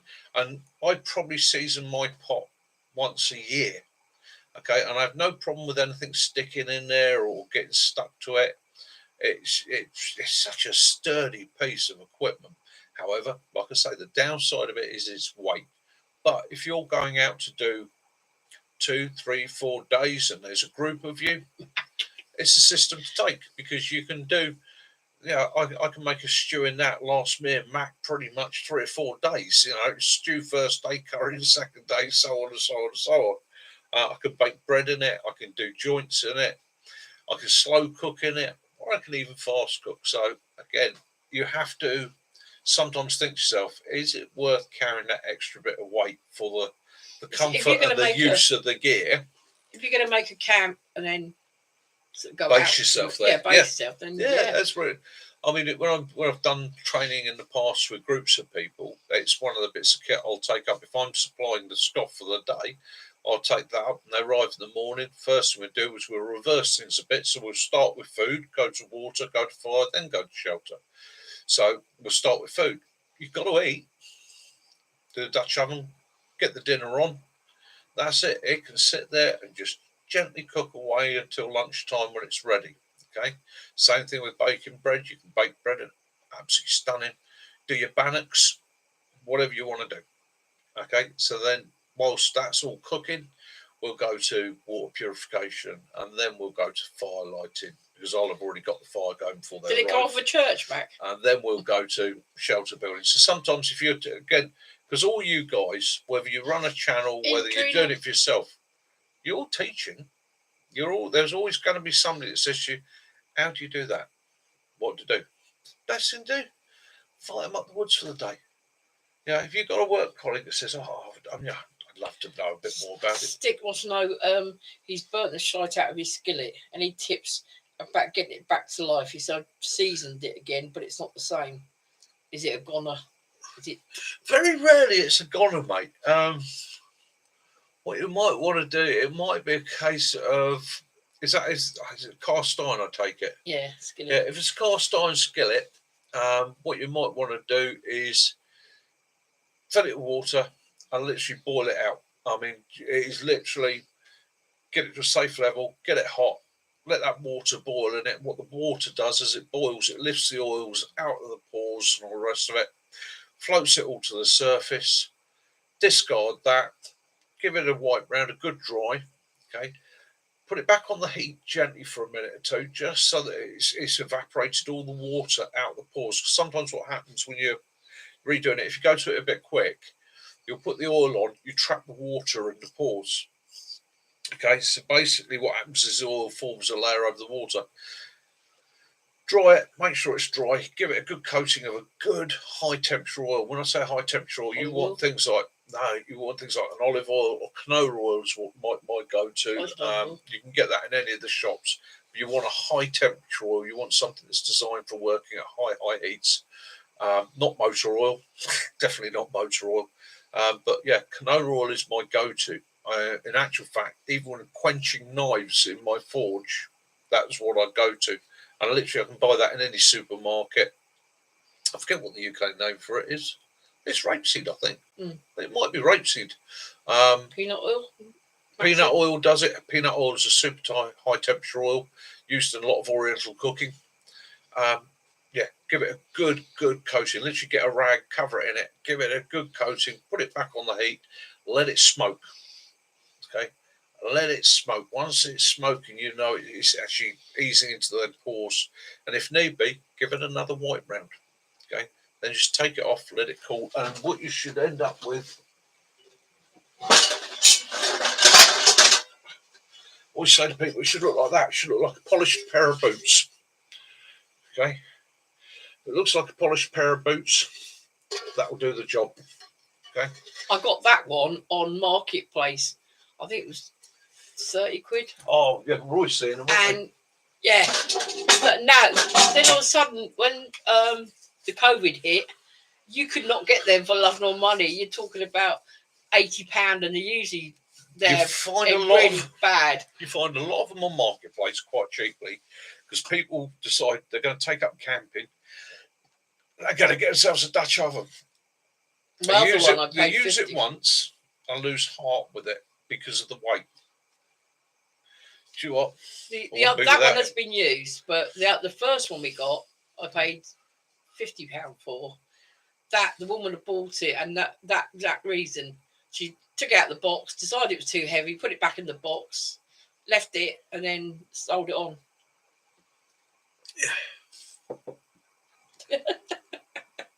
Not a problem, Sticks. Let me know how you get on with it, mate. Yeah. Burning your skillet. I'm sure you get a cream for that, Yups. Yeah, that's another thing, Sticks. As John's just said, if you want to get all the seasoning out, use something acidic like tin tomatoes. Yeah, cook those up in cheap tin tomatoes. Cheap tin tomatoes. The natural acidity in the tomatoes will take it out. Again, things to avoid. Really, if you can, you want to avoid acidic things in cast iron. However, a lot of dishes you'll sit there and you'll go, well, I want to make a chili. I'm going to put tomatoes in it and so on. Yeah, don't panic about it too much. Just re-season it afterwards. And again, it's easy to do. Yeah, exactly that. Oil it, pop it in and out of the oven a couple times. Yops. Easy system. If your missus is burning your skillet, change your missus. Or don't get your skillet too close to the oven. Yeah, but it's a great bit of kit. I mean, why do I have one? I have one because if I'm up the woods long term or I'm going out to do a long weekend or something like that, it gives me so many more options. Many more options. And again, it's that balance between what do I need to carry, what am I doing, how long am I going to be out, how many of us are going. If it's me and Mac and we're going up the woods, well, I can drive there. Not a problem with the weight. If we're going to be walking 20 miles that day, then one person's probably going to want to carry that in a pack. Not going to want to carry a lot else. Divvy the gear out. Gary, you've got Mitch made some squirrel hangers. They're what you used to use for when you're hanging the I've got Dutch oven. I don't know about chains because sometimes if you're digging in with a chain, it'll I'll be making some squirrel hangers. Again this year, so I'll do a video on making your squirrel cookers. Give you guys a couple of tips and ideas there. And if there's anybody desperate for a squirrel cooker, let me know. Definitely a big pot of stew with big chunk bits of vegetable and meats. I might make up 4 or 5 of them. I basically what I do is I knock them out at cost. Basically, so it covers the gas and the metal. With a bit of bannock bread. Mm-hmm.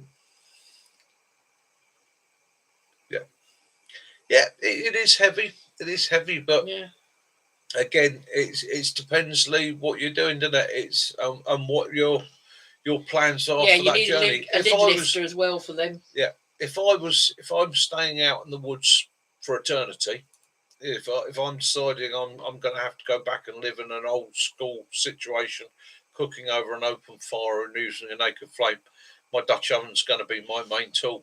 You know, if electricity went out tomorrow, that thing is going to be my main go-to for my cooking. However, for adventures, lightweight is lightweight. You know, what do you need? You haven't got any squirrel cookers up here, have you? I haven't, no. I think if you look back through his videos, Gaz, Gary, you'll find one. Yeah, I think he's going to be redo it, making some more. I'll make some. And basically, squirrel cooker is gained its biggest popularity when we went to the Americas, because it was a very simple system. It had been used for centuries, and all it is a metal stake that goes in the ground. And it has an S on the top, and that S locks round a cross pole. And that cross pole, not traditionally at one end, has a fork, and at the other end has a hook. Okay, so you drive one stake into the ground, which in theory, if you read the old books, should come to the hip of the owner. The idea being you could also use it as a walking stick, as a balancing aid, so you didn't have this big long metal pole stuck in your pack, poking out like an aerial. You'd use it as a walking stick. When you got to your camp, you drive it a foot or so into the ground, you put your T-piece in, and you can hang a Dutch oven that size on the hook one end, or it's called a squirrel cooker, because on the other end you have two prongs about that far apart, like a big fork. And the idea of that is things like small game, like rabbits and squirrels, you could literally pin it through the back legs after you've cleaned it and prepared it and hang it in front of the fire. Now, the beauty of this thing is it's fully adjustable. You can slide the temperature, whatever you're cooking in and out. You can also swing it off the fire or back over to the fire. So you can actually control the cooking system quite well with a bit of practice. And it's just two pieces of metal. Sturdy, lasts a lifetime.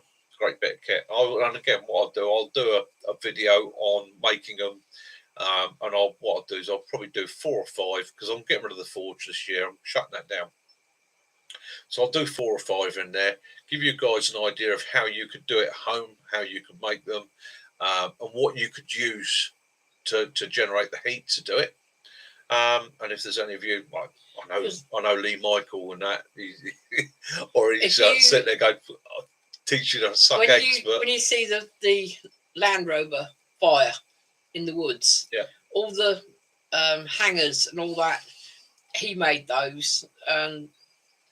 Yeah, basically make what you need. I mean, if you want to go back to the simplest cook system, one that always throws people when they can't do the courses in the woods, is the shopping basket. Okay, simple.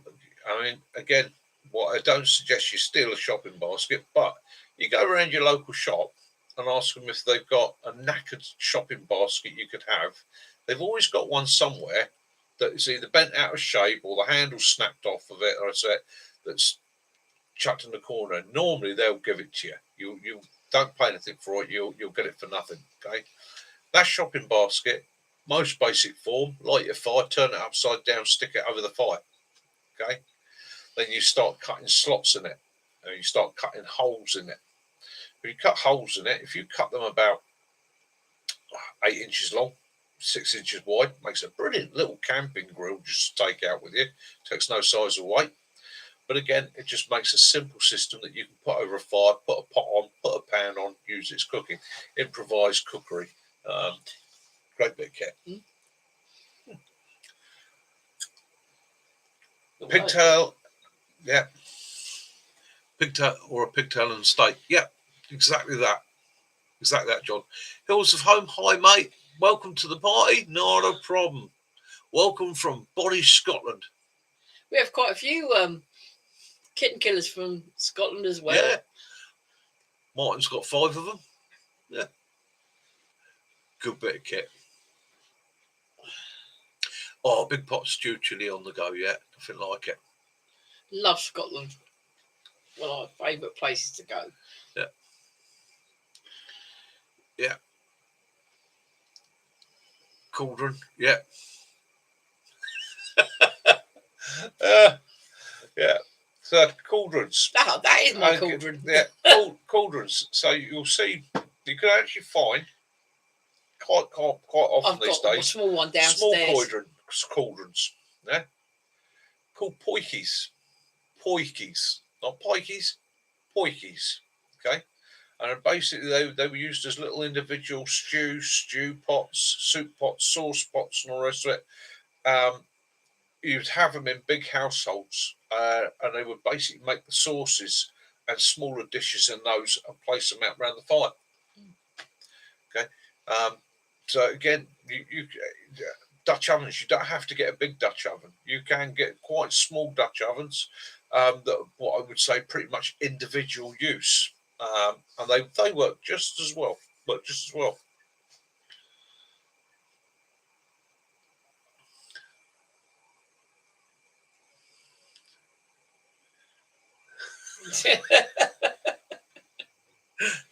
I believe the word poikie comes from one of the South African dialects. That's where it comes from. The name for it. Here, I think it was just called the sauce bowl.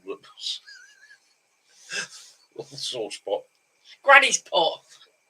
Mm.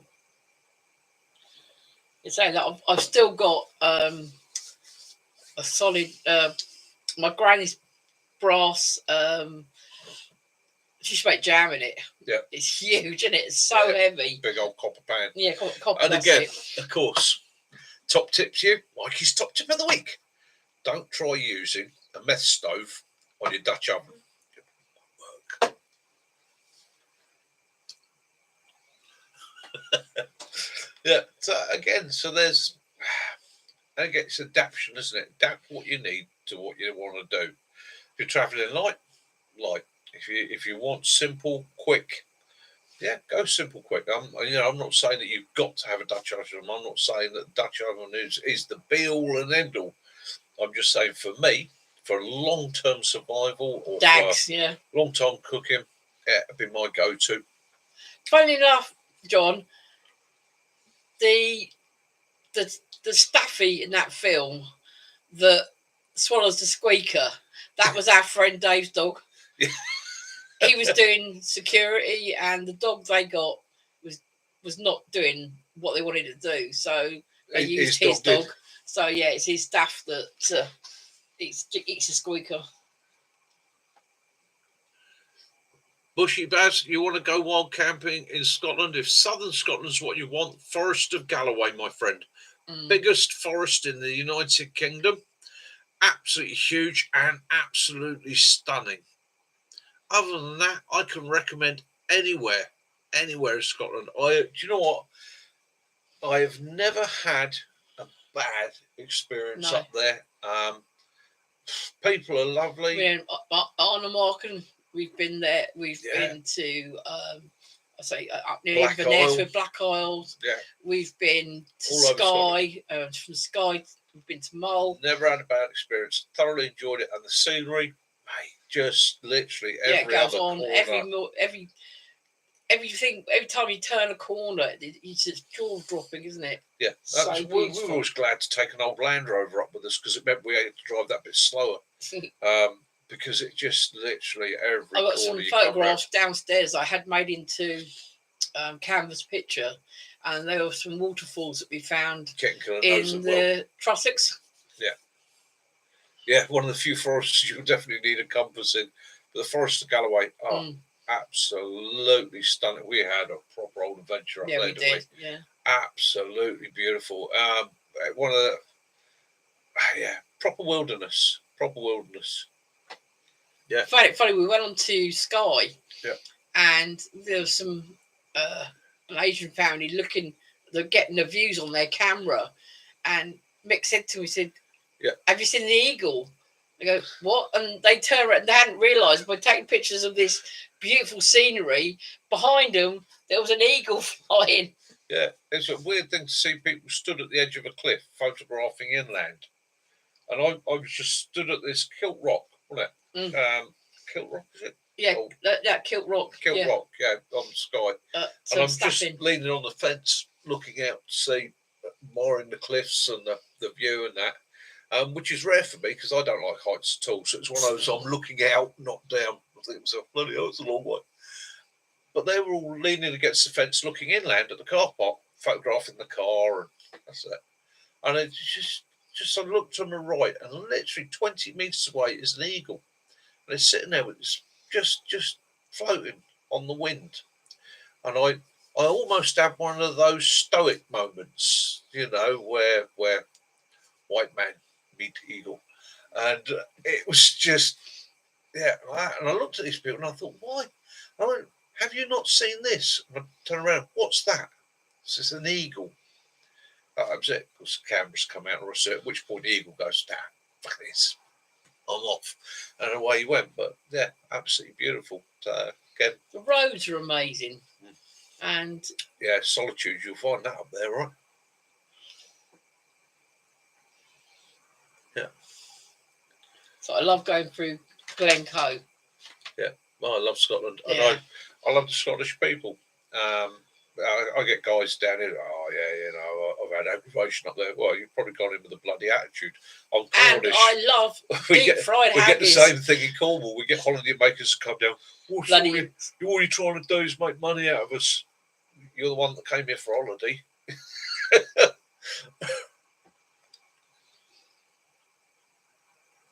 Yeah. The only that's bigger than the bald eagle is the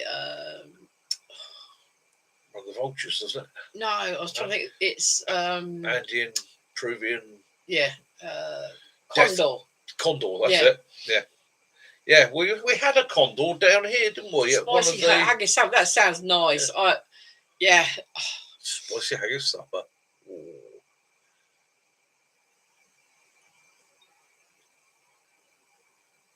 No, Gary, not a problem. As I say, I'm a Cornishman. I've travelled all over the UK, and do you know what? I love Scotland. I've always been welcome there. And when I get people say to me, "Oh, I find they've got an attitude," it's usually because I find they're going with an attitude. Because being West Country, we welcome everybody into Cornwall. Come down for your holiday, enjoy your holiday. The only time that you tend to find the Cornish tend to get grumpy is when people come down and start telling us, "Oh, you're all old-fashioned down here. Oh, you don't understand. You know, you're all backwards down here. Oh, you're all banjo-playing inbreds." We know that. You don't need to remind us, okay? 6 fingers is quite a normal thing, okay? It's brilliant for that extra string, okay? My web toes mean I swim like a fish. Don't need to remind me. No, but you know, so it's we get a lot of red kites here. All my travelling, I've always, wherever I've gone, my attitude is I'm in somebody else's home. Be respectful, be polite, be friendly. If they get in my face or they come at me, then of course I'll respond with maximum aggression, minimum of effort. However, all the time they're nice to me, I'll always be nice to them. I lay in the morning when the sun comes out. I'm always watching a kite, and it's usually sort of roof level. Yeah. It's flying around. We have a lot of them. I think we've got a lot of Scottish on here, haven't we? What world comes to mind?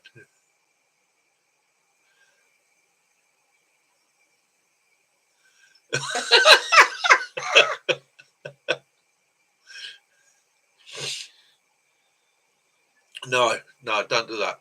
No, Cornish are Cornish. They're just completely their own people, mate. Yeah.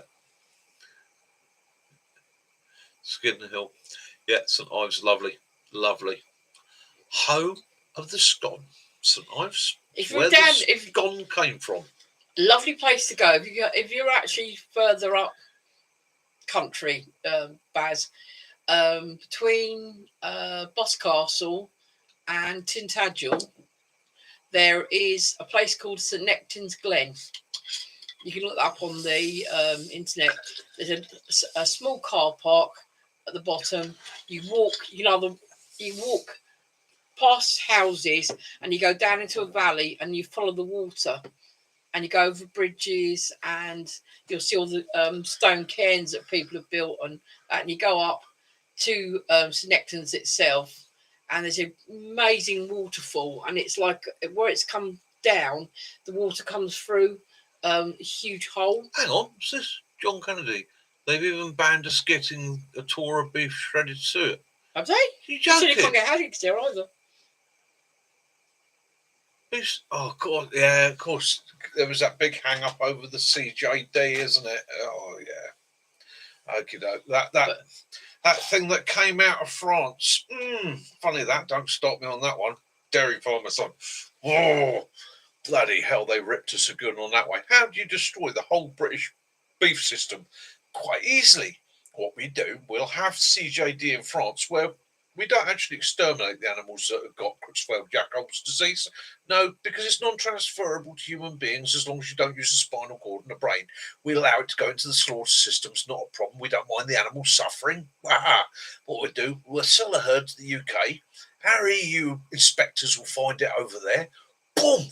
We can ban British beef worldwide. Sorry, my rant over. I won't say any more about that. When you're at Boscastle, if you go out to St Davidstow Moor, there's a disused Air Force base there, and that's where they kept Enola Gay during the Second World War, wasn't it? She landed there. She came landed there over from America. Well, but, they all did. On Davestone Moor, they have got the 2 highest points in Cornwall. You've got Rowtor and Brown Woolly, which make a great climb. And it's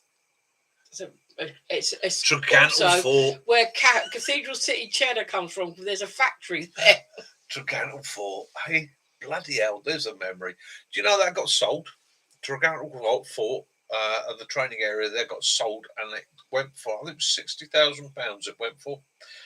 The MOD is still allowed to use it for training. That was a stipulation, but Ospreys, wow. Private ownership now. Actually, managed to they increased that to only 4 Ospreys in Scotland. Wow. I had to keep it quiet.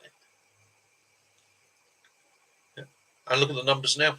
They're on the increase. With red kite reintroduced into the UK, the numbers have increased.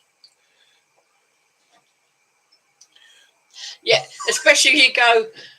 Right, to get to Brown Woolly, you have to go. If you're coming in from the Jamaica inside, you go over a place called the Cat's Hole. You got the Cat's Hole, then you climb. And then you go down to the valley and up Brown Woolly. Up Brown Woolly, yeah. How is your cat, Benny? Yeah, how is your cat, Benny? Is he calming down now, or are you sedating him on a Sunday evening for the live stream? She is, you then, yeah. You freak her out. Thing is, Brown Woolly actually doesn't look as tall as Rowtor. Rowtor is a tougher climb. Yeah. Brown Woolly is a lot more. It's easier to climb. Blood. Yeah, lovely. There's a long old beach that when the tide's out, isn't it? Oh, Jamaica. It's not the original Jamaica Inn. The Jamaica Inn is a couple of miles away from there, but it's like the old Jamaica Inn, the original Jamaica Inn is gone now. It's nothing to be seen there. The Jamaica Inn that you will visit now, don't get me wrong, is an old building, and there are musket ball holes in the wood and all the rest of it. And there are sword and cutlass marks on things. But Demoria, she wrote Gone with the Wind there. She wrote a lot of her books there. Long John Silver was written from the Jamaica Inn. Lee said that Jim Ladd. Lee said Benny went away to calm the cat down after you. I wonder why. Benny said she goes out at 1 minute to 8 and comes back after 10. Sorry, Benny. So I actually feel quite guilty. His voice can traumatise a cat. I feel quite guilty about it. I really do. It's not something. I do apologise.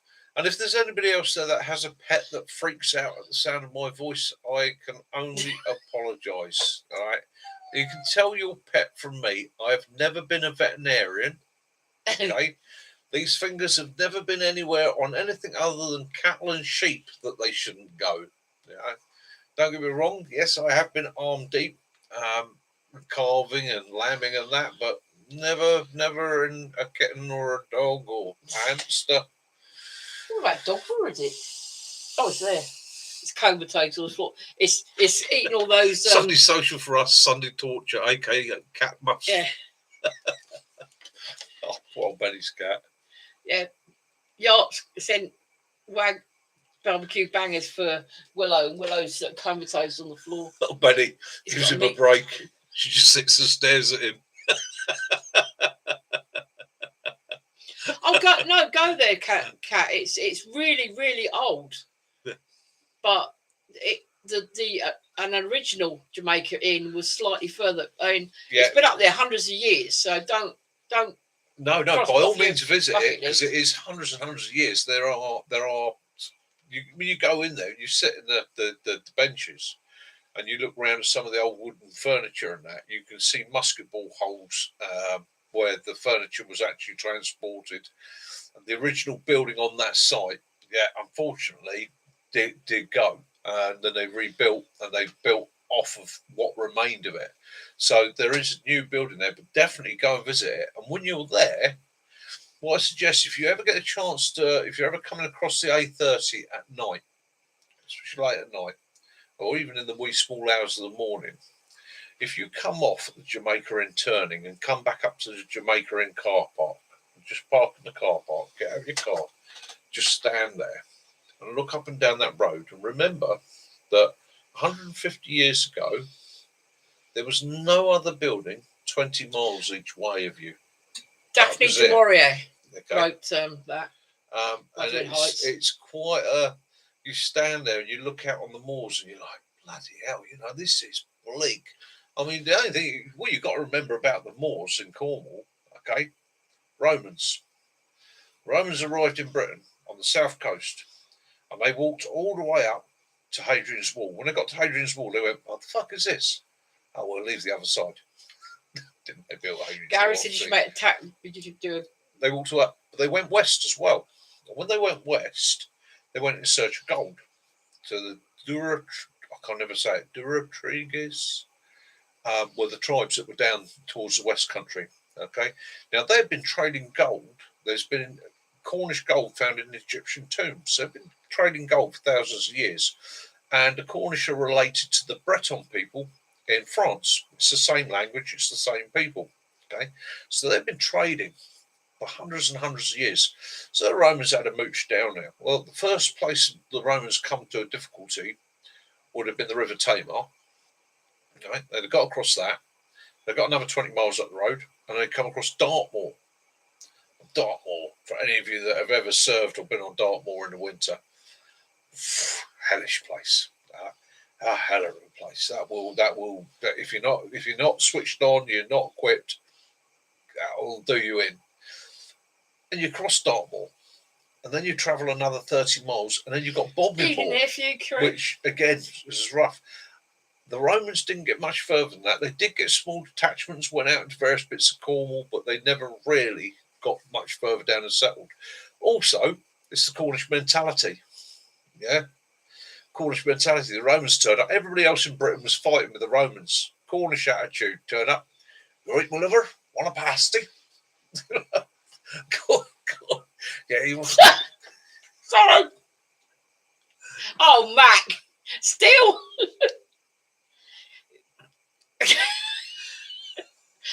Gary, you raised borders. Never live that down, will I? When you go to the supermarket, you see any cheap lemons. Hi, FU crew. How you doing, Chicago? Hope you're good. Cut the lemon up to 4, squeeze a bit of the lemon juice around it, and leave the lemons in there. They don't like that. Or get a load of wooden kebab sticks and put them in the ground with little pointy end up. They won't want to squat on that. Or, no, you take a piece of natural fibre rope. Hi, Baz, where you been? Okay, you make an A-frame. Take a piece of natural fibre rope. And you have a piece of wood that you wind down under tension this way with a release at this end. Okay, so when the cat stands on that end, it goes like that. That's how it got its name, a catapult. Yeah. It's for polting cats. It was written in the ancient Roman texts that when they attacked the Phoenicians, they used their catapults, and the Phoenicians went, "What the hell's that?" I bet you're pussy pusher. No, I'll make that up. I should make a polecats. Now, polecat, there's a different weapon altogether. Yeah. The Christmas tea town there. Yeah, we used to have polecats. It does need work, John. Yeah. I know.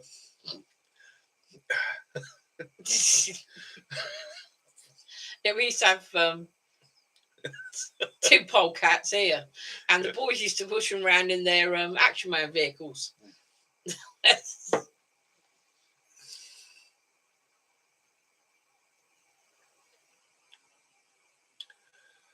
Benny. Right, so. Oh, good neighbour, Baz. I do, but I tend to do a bit of research on the source. Okay. So I've seen your videos. I've seen your little river up there. You need to know what the source of that river is and what could possibly pollute it upstream. If that river's coming out up through the rock as a spring and running down through there, yeah, roll and boil it, you'll probably be fine, mate, especially if you're close to the source.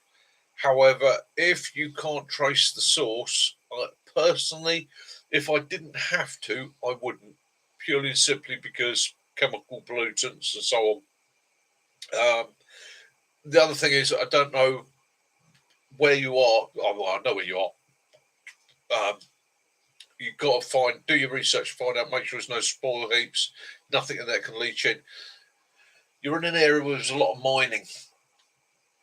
Anywhere you get a lot of mining, you tend to get a lot of arsenic in the spoil. It's just literally, it's a mineral. It leaches up.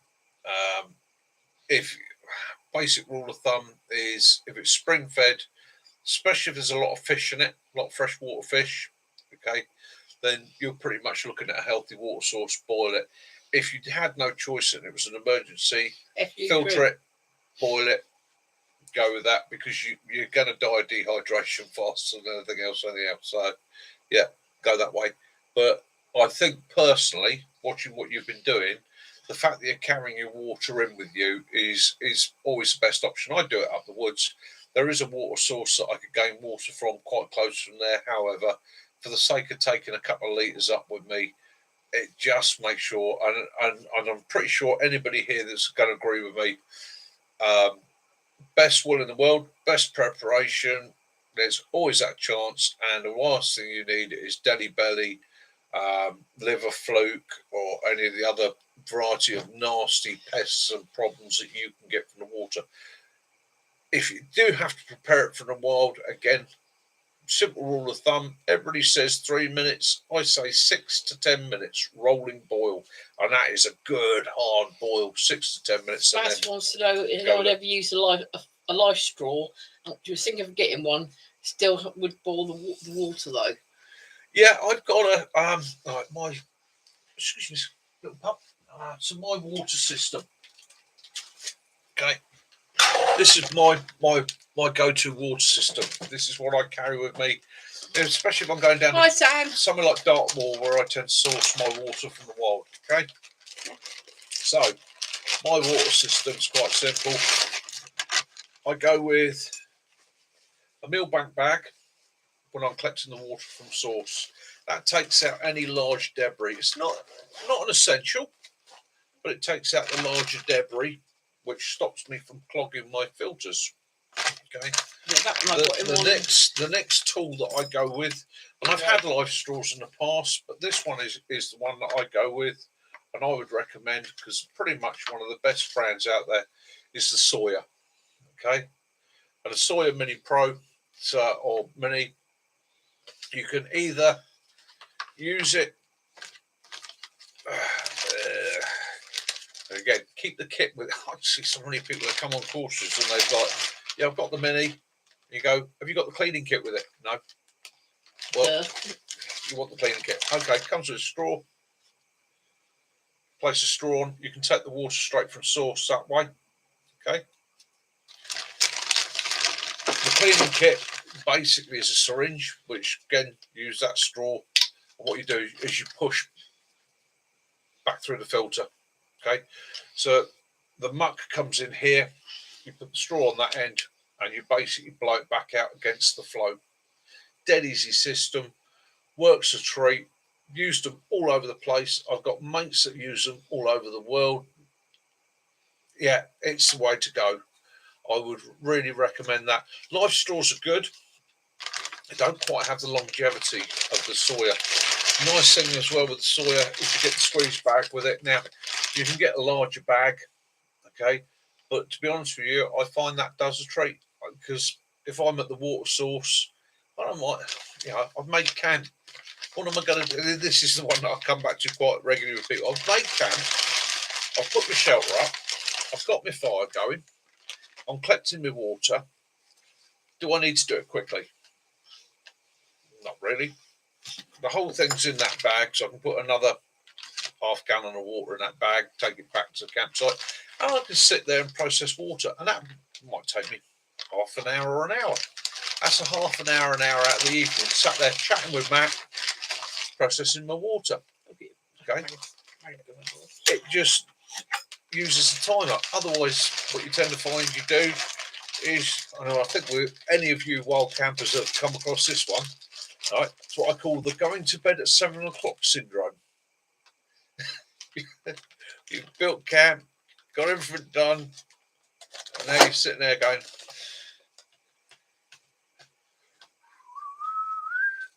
what do we do now? It's dark now. What can I do? Can't really do anything now. Might as well go to bed. And you go there and you get in your sleep bag and then you lay there like that and you go, it's going to be a long night. It's going to be a very long night. And or you then nod off at 7 and wake up at 2 o'clock in the morning and go, I'm up. Let's make a coffee and wait for sunrise. I think we've all done that at some time, Robert. So I tend to, things like water purification, I take my time over, relax to it. You can take the water straight from source using that straw. You can process it. You can refill all your bottles. Take your time. Enjoy doing it. But I do like to filter, then boil my water. Okay. If I can filter it and boil it, just a little bit of peace of mind. All the research, all the knowledge tells me that the filter will do everything I need it to do. However, it's just that little bit in the back of my head that goes, but what harm is there in boiling it?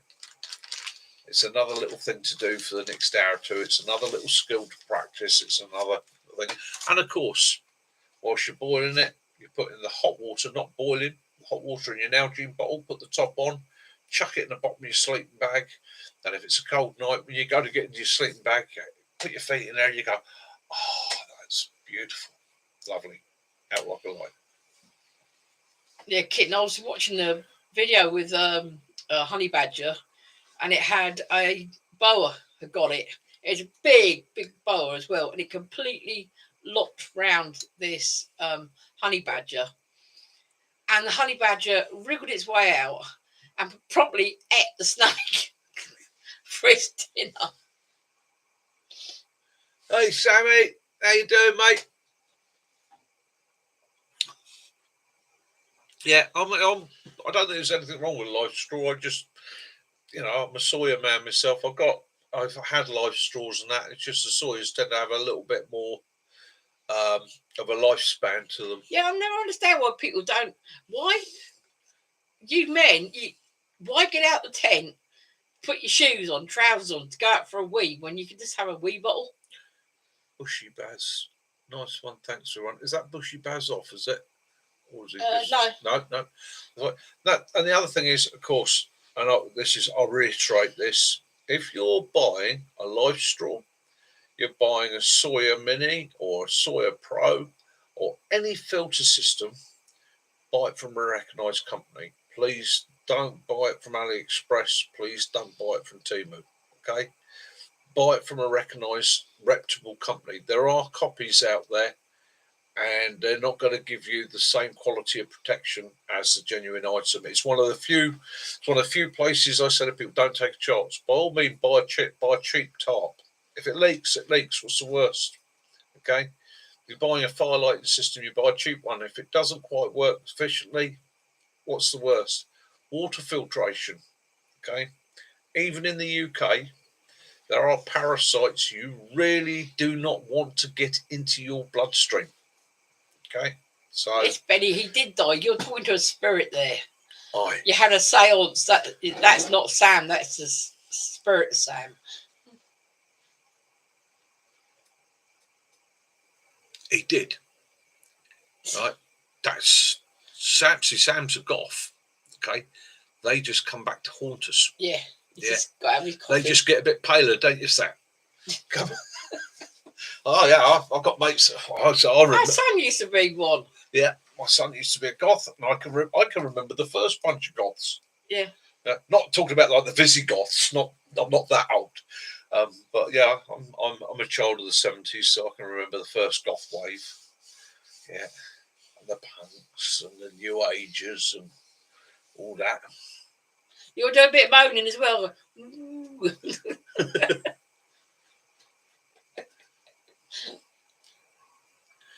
definitely elite. Definitely not one to cheap out on. Yeah, and don't let your filters freeze. That's a brilliant one there, John. That is top tip, especially in these cold conditions. So my Sawyer in these conditions goes in my inner pocket. It actually stays near my body. Okay, the filter's got water in it. The filter can freeze. I keep it literally in a pocket inside my smock, inside my jacket to stop it from freezing. For ladies, you just keep it in your bra.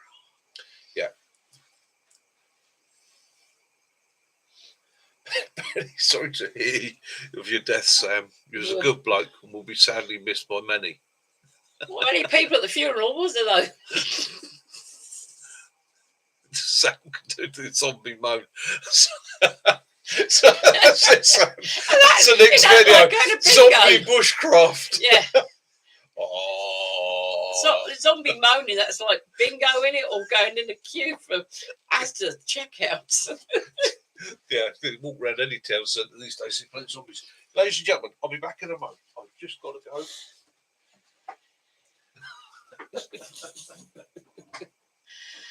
Yeah, so Sam, this week, Mick and Mac are going to be doing a video at a historical gunpowder factory. And they're hoping that when they light their stove that they're going to explode themselves.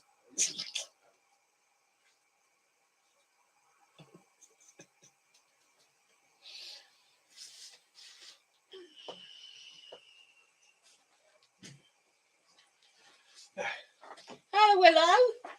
Hello. Oh, yeah. Oh, Sam, how are you getting on with your archery, mate?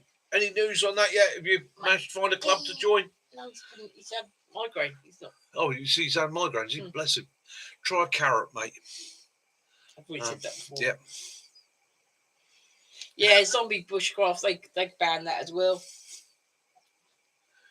You would, Gary, wouldn't it? You can just imagine like 2 pairs of boots, a rucksack, and a lonely Kelly kettle just sitting there all blasted to hell.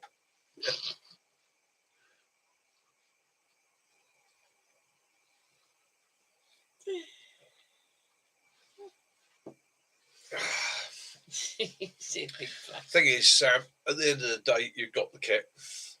Okay, so at the end of the day, yeah. Evening, Peter from the Philippines. How you doing out there, mate? Hope weather's good. Yeah, Sam, watch it don't go through any doors, though, Sam. Yeah.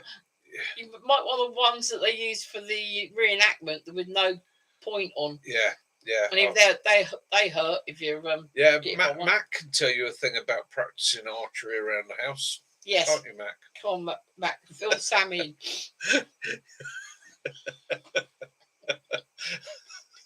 I can tell you a bale of straw or two and a Series 3 Land Rover roof stood on its end will not stop your arrow. No. Yeah.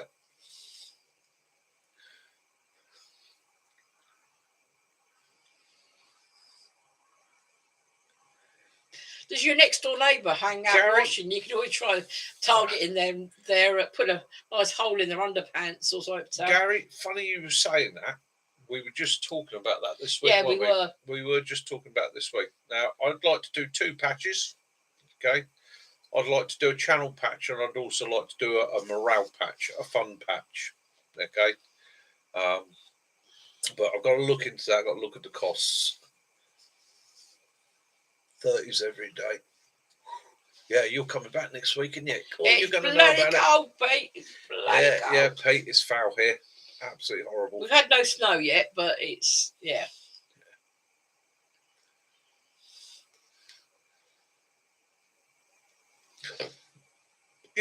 zombie bushcraft. You're saying that, Benny.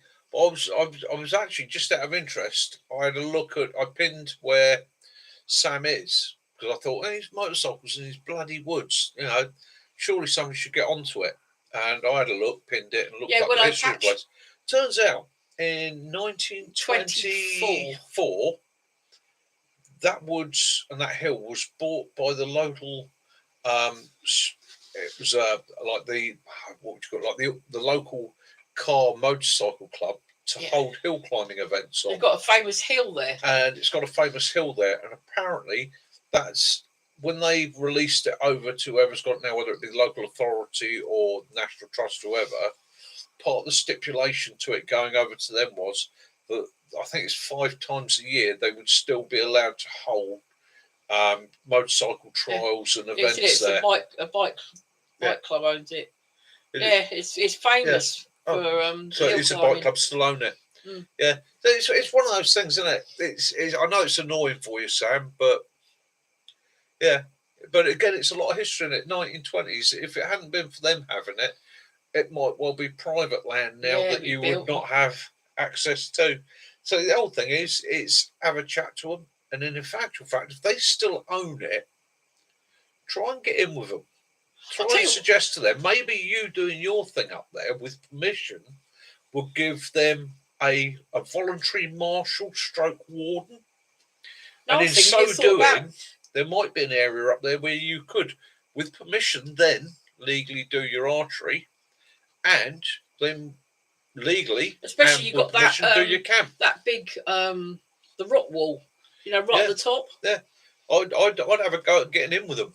I would have a chat to them and say to them, I'll quite happily volunteer as a warden stroke ranger up here for you and keep an eye on the place, because you do get a little bit of vandalism and lunacy. And if you know anyone who's got a metal detector, go up where those where they used to do the hill climb, because I bet you there's loads of coins and God knows what dropped, rings dropped there. Yeah. And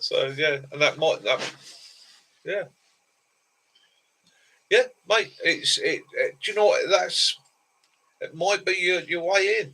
It might be your way into getting a legitimate permission to do your own thing up there. And at the end of the day, what's the worst that can happen? So say no. Okay. Arrowheads galore. Aye. You never know. Just remember, with your archery in the UK, it is an instantly prisonable offence to shoot a Welshman after midnight anywhere other than certain cities on the Welsh borders. It's got Old English law. I think you have to have a longbow for that, and I don't think you get away with it these days. Not that I'd want to shoot any Welsh guys. Yeah, our neighbour, she's got a traditional longbow. Our son used. Dan used to do it. We got Dan had a traditional longbow. I can't draw one. I can't draw the longbow. It takes, like with all archery, it takes muscle memory. So it's just repetition. Oh, John says, but no limit on the French, still on the books. Agincourt. Take your immigrants back. Yeah, but archery. So UK rules with archery is quite simple. No hunting. No hunting. In actual fact, you can get into trouble if you have broadheads or hunting heads in your quiver if you're out somewhere where you could be deemed to be hunting. So it is still law to practice archery on a Sunday after church. You're supposed to attend church, do 2 hours on the village green, and then go home. One of the army camps that I used to do when I worked for the MOD, that had an archery thing, and that was always Sunday. Yeah. Because you could. The stupid thing is, if they did the archery, you couldn't have the obstacle course, because the obstacle course was in direct line to the archery. You'd be surprised. You'd be surprised, my friend. I bet you I could come up there and do a wildlife survey.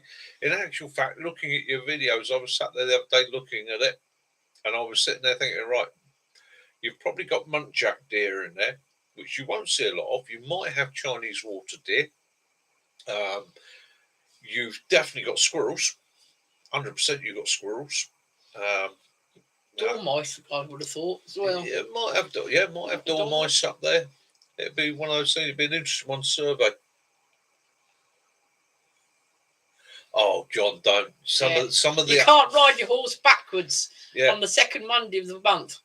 Yeah, it's some of the old laws are absolutely hilarious.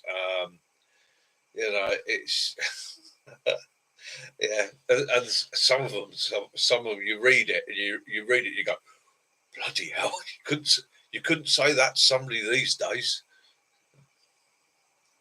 A badger? Well, there you go. If you've got a badger, you've definitely got a good small mammal invertebrate population, because there's nothing a badger loves more than a nest of baby mice.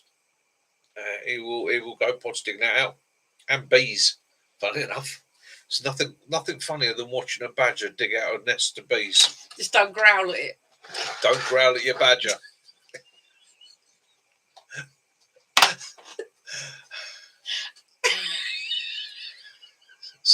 It's a very old English term. Some of you might know what we're on about. Please bear in mind that we may have children on the channel at some time.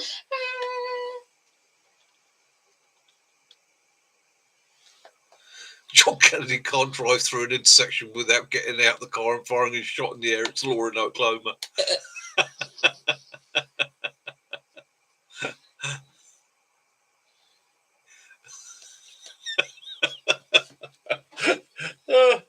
Sounds like my kind of place. Do you actually have to physically stop, or are you allowed to out the roof from the moving vehicle to warn people you're coming up to the junction, John? Is there any limit on the calibre?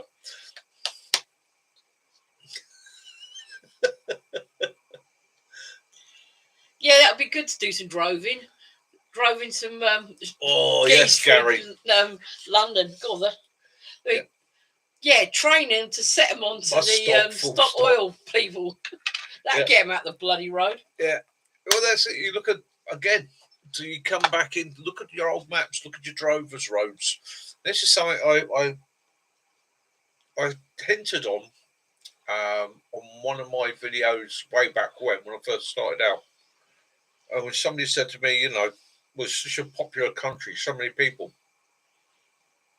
how would you travel around?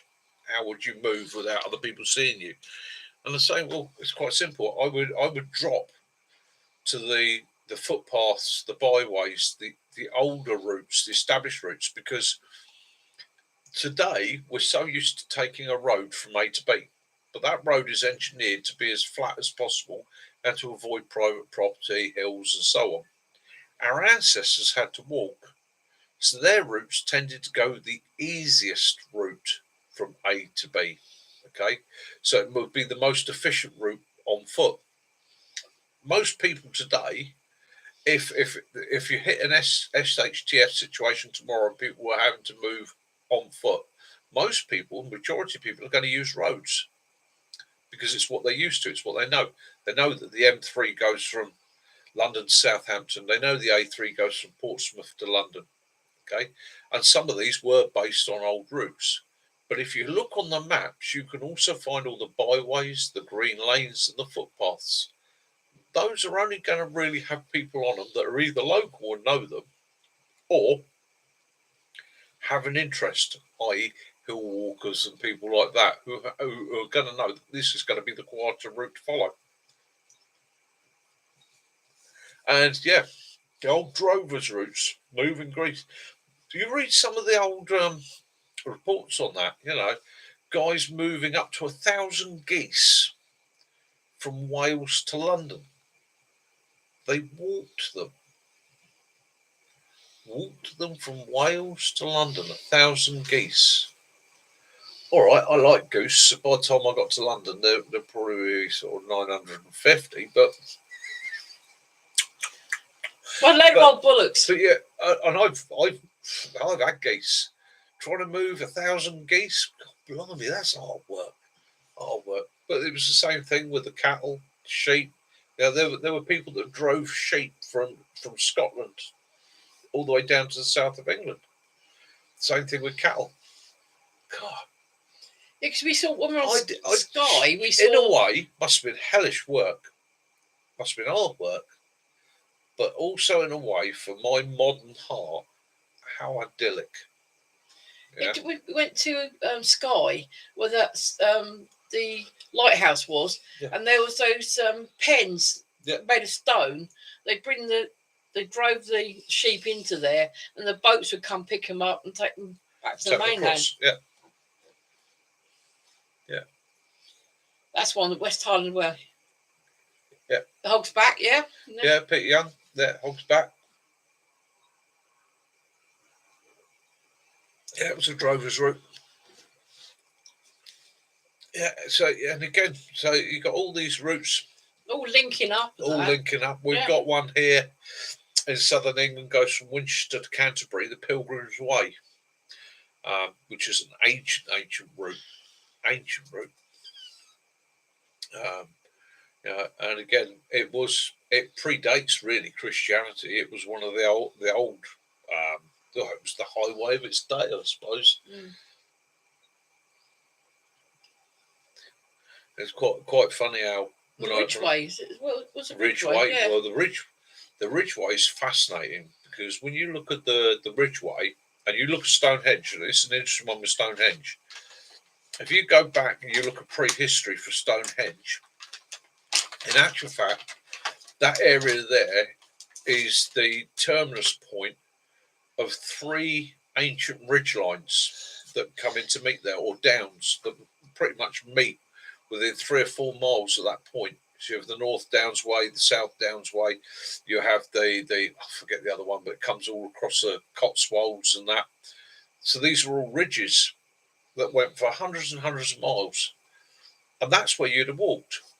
You wouldn't have walked in the valley following the rivers all round the twists and turns, not being able to see around the next corner.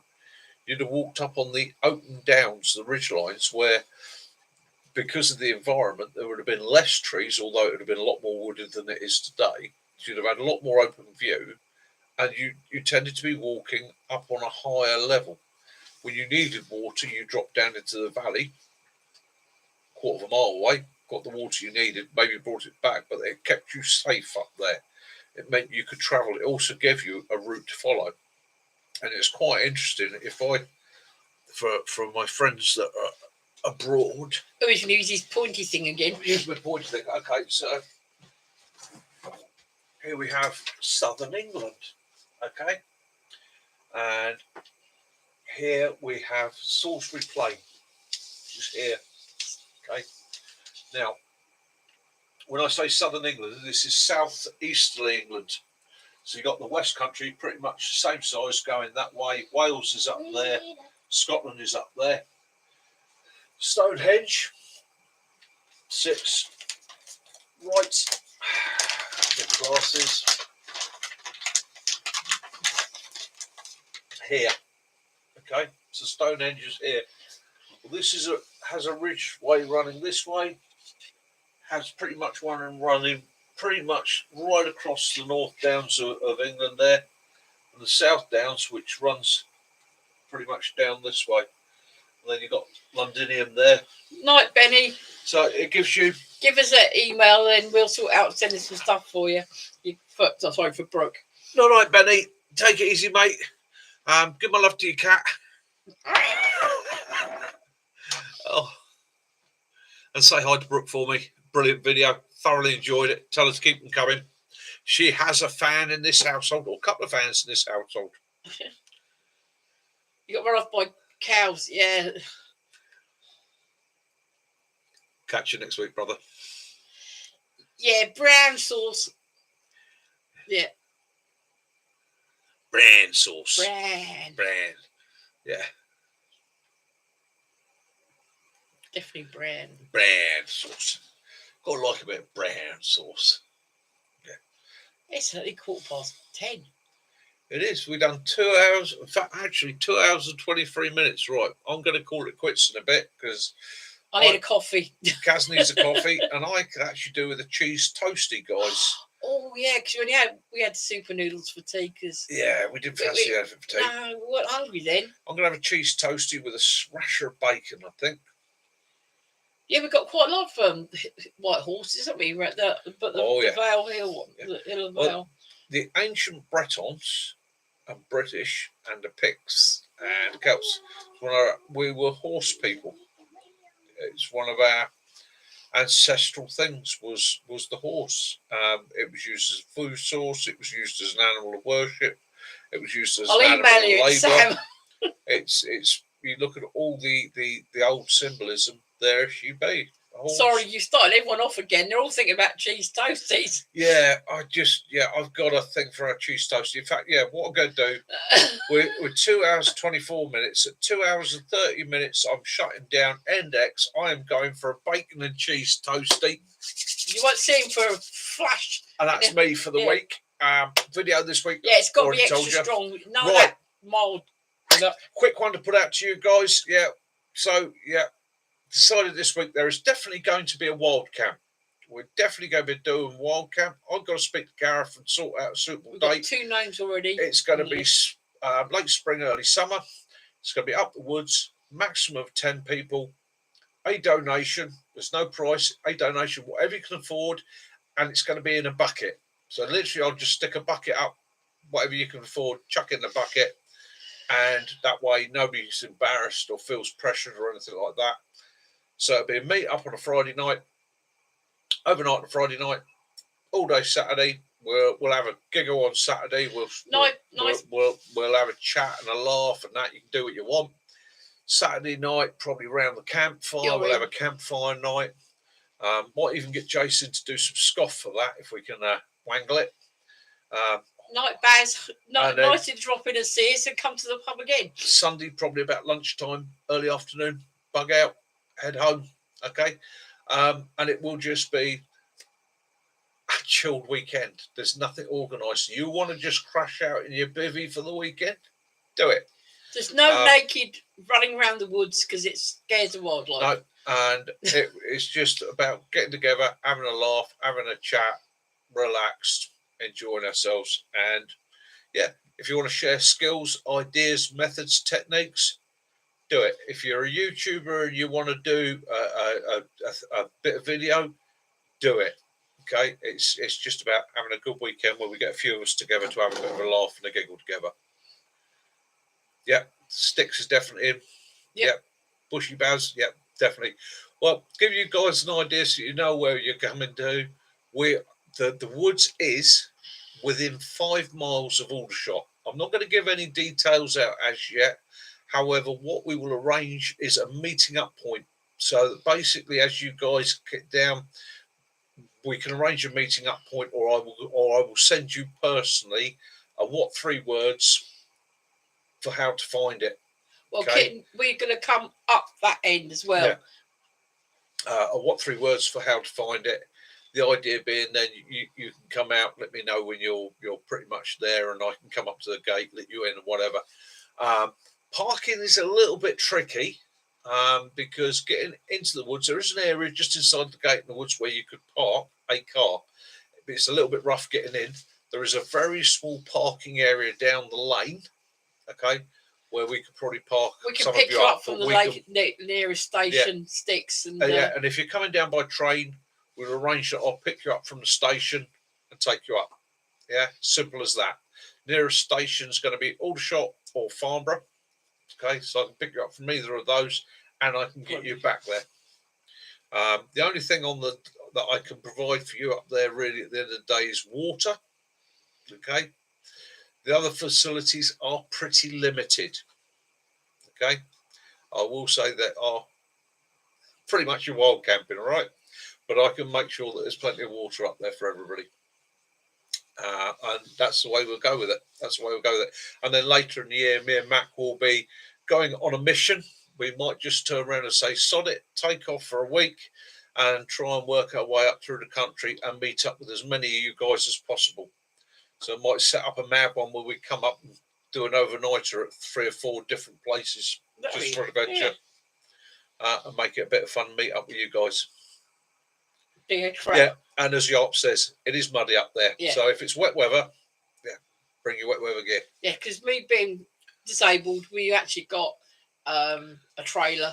Farnham, of course, as Max just pointed out, Farnham railway station in Surrey as well. Kitten, we got you got it, John. A trailer that a friend made us, and that Yeah. I'll put my mobility scooter in there and I can always be sleeping there. Kaz will be joining us for the weekend. She will be there with the mobility scooter. Willow will be with us. Unfortunately, you can't bring your dogs with you. It's one of those. We've got neighbours each side that have dogs, and they're friendly enough, but they have free run. But they do get a bit funny about dogs they don't know. Community challenge. Yeah, community challenge. Yeah, you have to pick up something from every sort of county or area. Something. A community challenge. Sort of like something local. Can you bring your cat?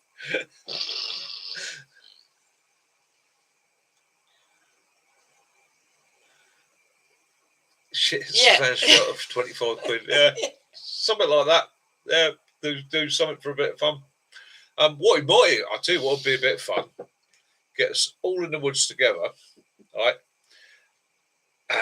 And as a group, all of us, all our different ideas and mindsets, we built one shelter. And we just set the cameras up at a distance and watched the pandemonium.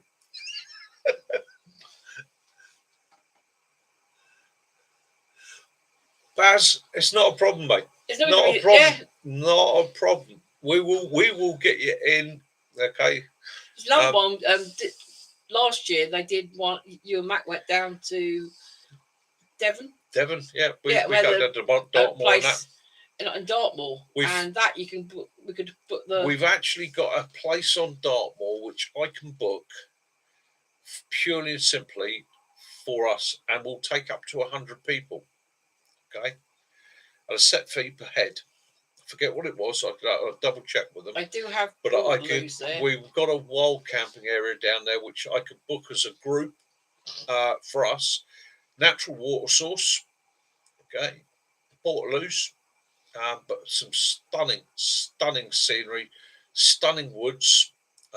If you go back and look at my Dartmoor video, you'll see it there. So that's another option. Maybe not this year. Maybe next year we'll look at doing something like that, booking that, and seeing if we can get people down there. Maybe just come something. Sticks, you want to come along and build something? Build away, mate. Build away. No trebuchets with no cat folding. no catapulting. No.